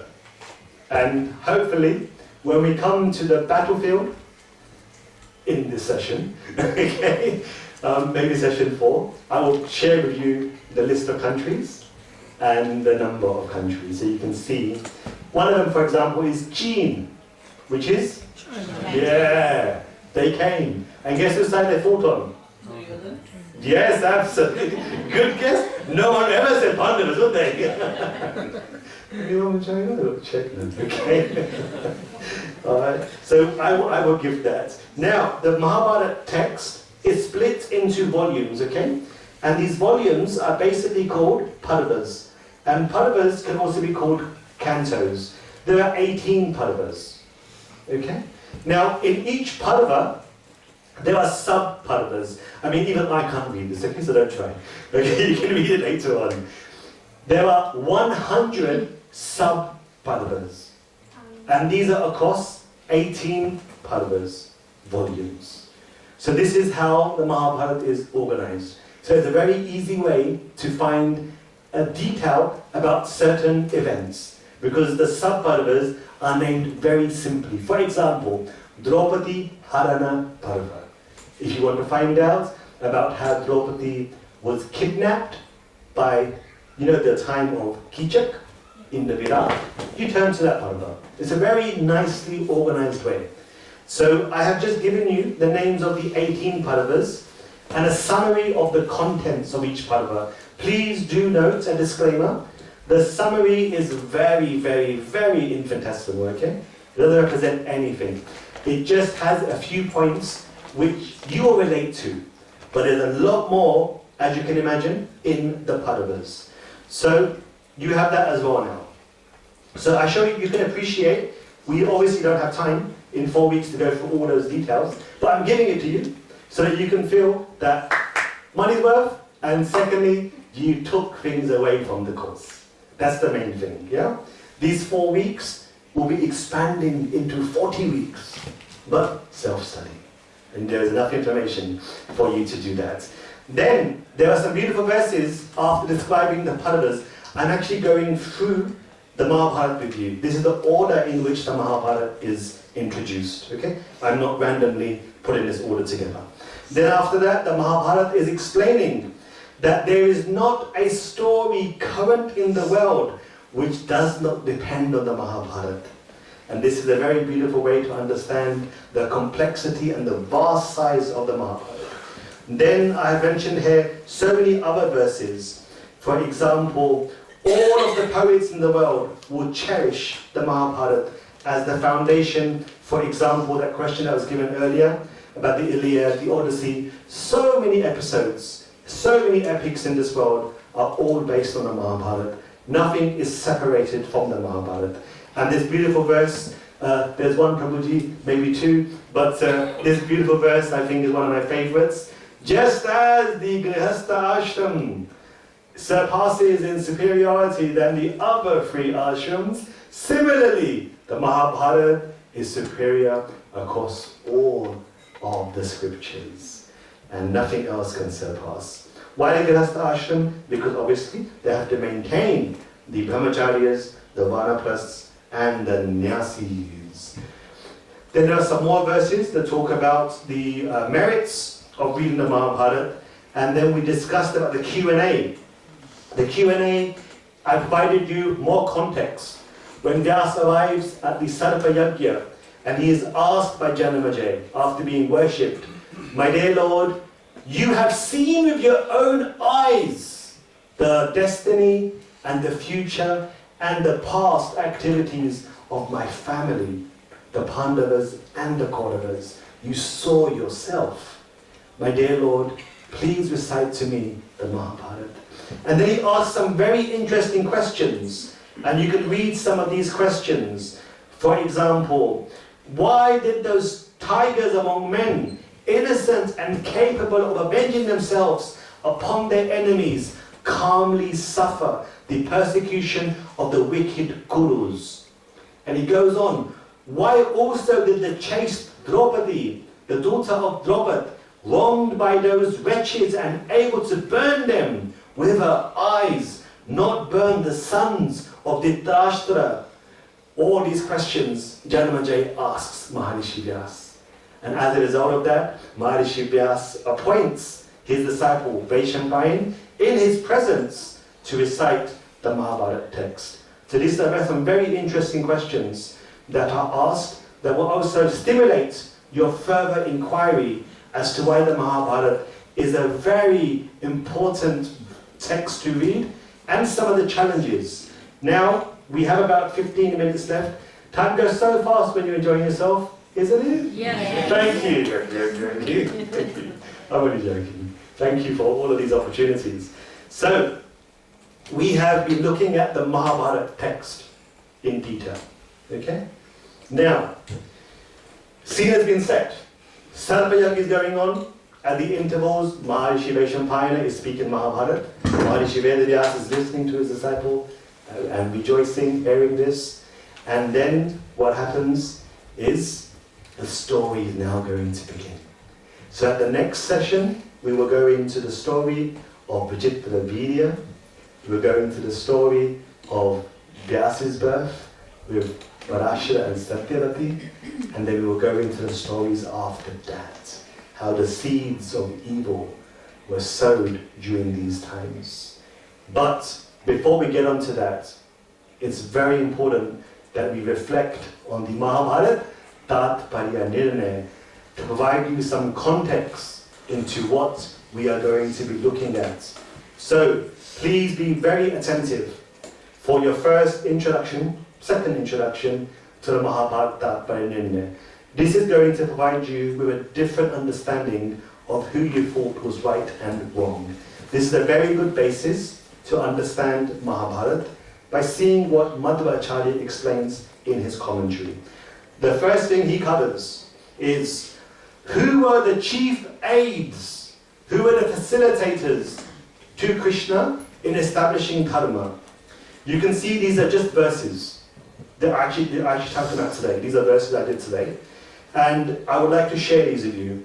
First of all, Madhvacharya explains, how do we find out who are important in the Mahabharata as those that facilitated dharma samsthapanarthaya for the fulfillment of Krishna's verse in the Bhagavad Gita, who helped Krishna establish dharma? First of all, the criteria is set out by Acharya Madhva. He says, among the Kshatriyas, the person who naturally has greater strength, physical strength, is considered superior. However, that strength should aid in service to God. It should be in association with Vishnu Bhakti. Otherwise, that strength doesn't make one superior. So here is the first criteria. The person who's the most strongest, they can be the chief aid in Krishna establishing dharma. But it has to be joined with wisdom and devotion. Then he says, by the way, the strength that I'm talking about, it has to be intrinsic. It has to be natural. It cannot be due to some weapon or some boon. This is the second criteria. Sometimes strength increases due to avesh, which is the presence of a superior force, a blessing. This also is not to be taken to consider who is superior by physical strength. It has to be inherent and natural. Then he explains, amongst the devatas, those who are strong also have devotion and wisdom. Only a person with devotion and wisdom becomes dear to Lord Shri Hari, otherwise not. Therefore, one who has great strength and good character with devotion and wisdom is supreme. This is a very important verse to understand, because it is not only physical strength, but these very important characteristics that make one supreme. Kulinopi. One should be from a very, very good, prestigious family, where they have a lineage of great conduct. This is a very wonderful blessing to have. And there are so many other types of attributes that allow one to have physical strength, good conduct, as well as devotion and wisdom. These environments matter, and hence these arrows that we drew on the table, some of them shoot, some of them don't shoot, based upon your karma account in association with others. Wisdom and devotion can be understood only by those with deep insight. Therefore, physical strength is not important on its own. As we mentioned, it is just a measure for ordinary people. Now, this is the main point here. The rule for knowledge being present in higher proportions, where higher strength is present, is applicable only to the celestials. Because the Daityas, they just simply hate Krishna. So this is another rule. You can't apply this to Daityas, the Asuras. Only applicable to the celestials. Now, what's also important is that this is also applicable to the Brahmanas as well. And I put in brackets Drona and Kripa. So now we have a vast number of people to choose from in terms of who were the chief aides of Krishna. This is very important to know. Because now when you read the Mahabharata, having understood who were chief aides to Krishna in establishing dharma, things are going to start popping up and making sense. This is where the confusion begins, when you don't know the foundation. Now, he explains, having considered all of these criterias, Hanuman and Bhima manifested as strength, and they were the chief instruments in accomplishing Hari's Sankalpa.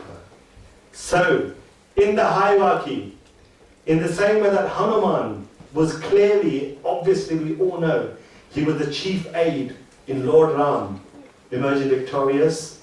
According to Acharya Madhva, it was Bhim. Sorry, Arjun fans. Just speaking on behalf of Madhva Acharya, it was Bhim. Now your mind's going to start to rush. You're going to start to think about all those events and incidents where Bhim took part, and it's going to click. Ah, there was something special about Bhim. Now I understand. He was Hanuman. Of course. Who's better than Pavanaputra Hanuman ki? Hey! Who's better than Hanuman? That was Bhim.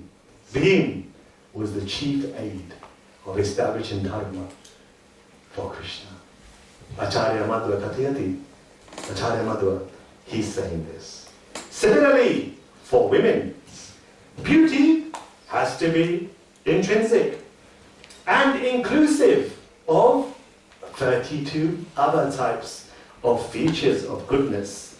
Hence, physical beauty is not a sole indicator of superiority. Sometimes, as you know, Putana, for example, she had a boon to become beautiful, but that was not her natural intrinsic beauty. Therefore, someone like her is out of the options.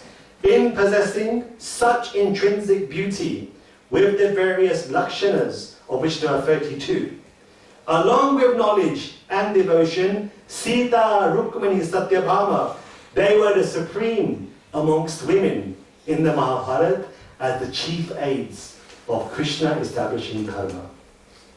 But furthermore, if we put these Lakshmis to the side, Draupadi is the most beautiful among all other women. Like Bhim, she was the one who played an important role in Krishna's pastimes to uplift the burden of evil in earth. So, first was Bhim, then it was Draupadi. Now, why was it Bhim and why was it Draupadi? Veda Hetu and Hanta. These are two criteria by which this is chosen. Okay? Promoting challenge. Very important. In the temple, maybe not family. In the temple, at work, you are suggested and encouraged to provide constructive criticism and challenge. And this is what Bhima did. Bhim would challenge adharma regularly. He would not hold back. So therefore, because Bhim promoted challenge, Veda Hetu, and Hanta, and he destroyed evil, therefore, he is number one. Tik-tak, he is number one. And Draupadi, on the other hand, she only promoted Veda Hetu. She challenged. But naturally, completely understandably, she did not get involved in hunter. She was not involved in the physical destruction of individuals. But Bhima, both. He would challenge and he would destroy adharma. Now think later, not now, think later about how this is so true when it comes to all 5 Pandavas. Bhim was exceptional. He was exceptional. And he was Hanuman. So it doesn't make sense. Your entire thinking of Mahabharata will now change. I'm sorry to tell you. It's going to become very different now. Because now you understand that Bhim was Krishna's main facilitator in establishing dharma. Nobody else. According to Acharya Madhva. However, there is a hierarchy even after that as well. We don't want to cut everybody out. Balaram played an important role in assisting Krishna after Bhim and Draupadi. Number 3 there, Balaram. Arjun, who was Indra, had something very special about himself. He had the presence of Sheshnag in him. That's a very important feature. What this means is that Balaram had provided a small part of his energy in Arjun, which is why Arjun was potent and powerful. This is a very important point to mention. Because if Arjun was just Indra, sorry Dev, you know I worship you every single day, but just for the class I'm saying this, Indra's had problems, you see. Okay? I worship, I worship them, okay? I have my own style of worship. So I worship them every day. So that's why I'm saying that. So if he was just Indra, it wouldn't be enough. Because Balaram was in Arjun. Therefore Arjun has Mahatva, has speciality. I bet you didn't know that. Isn't it nice to learn something new? Yeah? Same old B.R. Chopra, Star Plus, books. Now, something nice to learn, something new. This is why I said to you earlier how my life changed when I saw the Mahabharata put it in there. And I'm trying to pass a few things on to you. Then, after Balaram, Bhim, Draupadi, Balaram, Arjun. Okay? Then after Arjun is, believe it or not, I mean this one even I have issues with understanding, is Ashwatthama. Because Har Har Mahadev, we have to respect Ashwatthama as the Amsh of Lord Shiva. And he had his things, and he had his challenges, which we will come to a bit later. Huh? This is a little controversial point. But Lord Shiva is then given preference after Sheshnag, who is entered into Arjun. Okay? Now, this is a very nice thing for you to understand, okay? So here is the principle. This is the principle. Please don't mind, Indian timing, especially British. I'll give now 5-10 minutes. Is that okay? Just 5-10 minutes, right? Is that okay, everybody? Thank you so much. We've only got literally just these verses left. We've been through 8 pages, probably. Can you believe 8 pages? It's good, isn't it, my ones? Thank you so much. Such a good crowd, you know. All right. So, in Ram's pastimes, Lakshman was after Hanuman. Hanuman first, then Lakshman in hierarchy. This is very obvious, okay? Then after Lakshman, it was Bharat. Now Bharat was the incarnation of Kamadev with Yumna. Then after Bharat, it was Bali. Bali because he's the incarnation of Indra. They were in equal rank. Then Shatrughna follows Sugriva and others. So this is an example of the hierarchy in the Ramayana. Why is this explained? Because of the next point. This point is a really beautiful point. And again, your life, I'm going to consider all of you are just like myself. Huh? We are just all Mahabharata fanatics. Yeah? Mahabharata, we're on the same team. We are Mahabharata fans, okay? So we must get these t-shirts, Prabhuji, when we leave. Huh? I want everyone to have a Mahabharata fan t-shirt. Okay? And you can choose your own character at the back or the front. Another idea after the Pokiwala dhotis. So now I was saying that in this verse, this is the other principle, okay? Whoever did more service during Rama Leela did less during Krishna Leela. You see, this is another very beautiful point to mention. One whose service sometimes was exceeded previously in Ram Leela was subsequently reduced in Krishna Leela, and the example is Karna. Karna was previously Sugriv. Sugriv helped Lord Ram so many times, right? He found Sita, sent his army, done so much service. Therefore, because his service was in excess, this was then balanced out in Krishna Leela when he came as Karna. But there was a problem, you see. Remember this diagram? Association acts like a reflection. Karna made choices to befriend Duryodhana. And as a result of that, I was just telling, I forget who he is, sorry. I was telling one of our friends here, the person in the Dyut Sabha who gave the idea of disrobing Draupadi was Karna. And we are going to read those verses and how he promoted this idea. He even said that if she was brought naked here, it doesn't make a difference. The actual word nagna is used. And this is some bad stuff to be saying, in front of the most powerful dynasty in the planet. Yet he said it. Therefore, Karna, his merits as Sugriva, started to become also vanquished. See, it's a very important point to note. And as a result of that, he became inimical towards Krishna, displeasing towards Krishna, and rejecting and opposing Krishna. This happened. Angad became Abhimanyu. Angad performed beautiful pastimes. I'm sure you know the pastime where he put his foot down in Sri Lanka and he said to them, I can't move my feet. You think you're going to face Lord Ram? Anyone that can move my feet, I told you right now, you will not be able to do so. You can't touch my feet, you can't move my feet, yet you want to go and fight Lord Ram. I'm just a humble servant.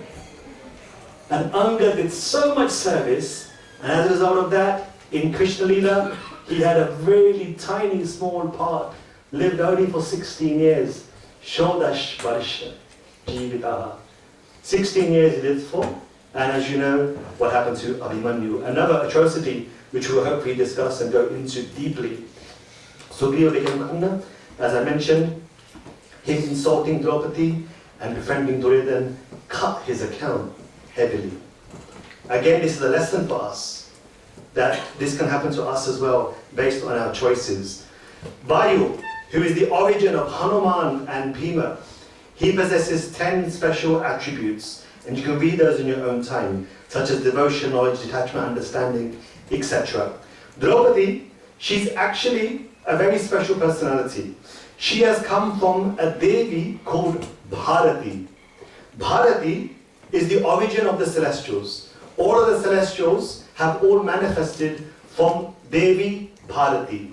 Devi Bharati is the individual who was later on the daughter of Maharishi Kushadvaj, and her name was very sweet, Vedavati.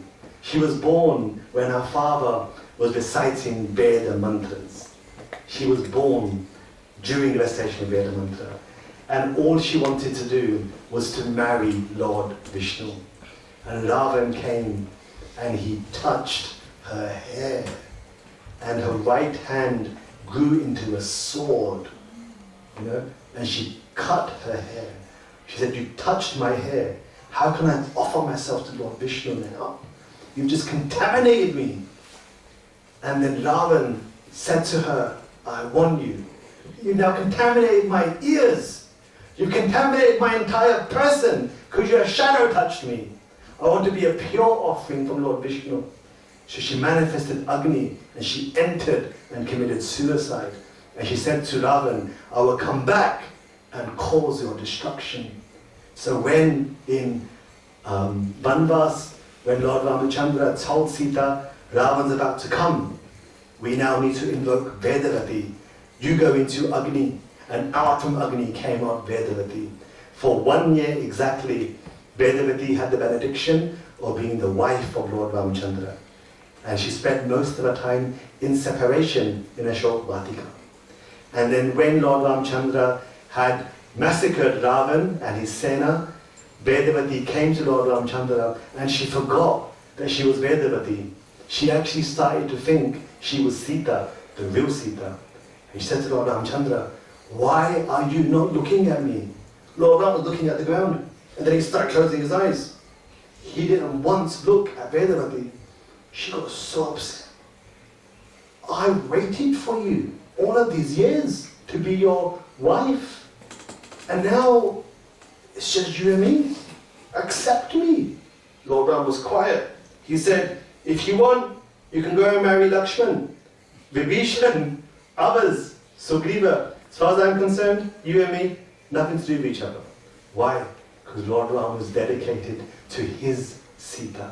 Didn't want any other woman in his life. Vedavati was out of character. She was so much into being Sita that she forgot herself. Then she realized, this Ram, 1 year, that was it. I'm going back. Then she said, Chittam me Guru Saumitre. Oh Saumitra, O son of Sumitra, Lakshman, light the funeral pyre and I will enter into it. Then Vedavati entered into the fire and she waited and then she came back out of the fire as Draupadi. This was her history. And why Draupadi? She had learned so much from being with Lord Ramchandra, those few seconds. She had learned so much being in the character of Sita, that in Dwapar Yuga, she became the personification of knowledge. And due to the services that she performed with Lord Krishna, in the next creation, Draupadi will become Saraswati Ma. She will be the mother of all learning, the mother of the Gayatri Mantra. This is how Draupadi evolved in her own understanding. You can see these are very instructive lessons for us to understand and align to. And Draupadi, when she was being disrobed, Acharya Madhva mentions, as Dusashan was attempted disrobing of Draupadi, it reflects Dusashan altering and changing the meanings of the scriptures. Trying to pull the sari off is the attempt to change the meaning of the scriptures. And that's why Dusashan did that to Draupadi.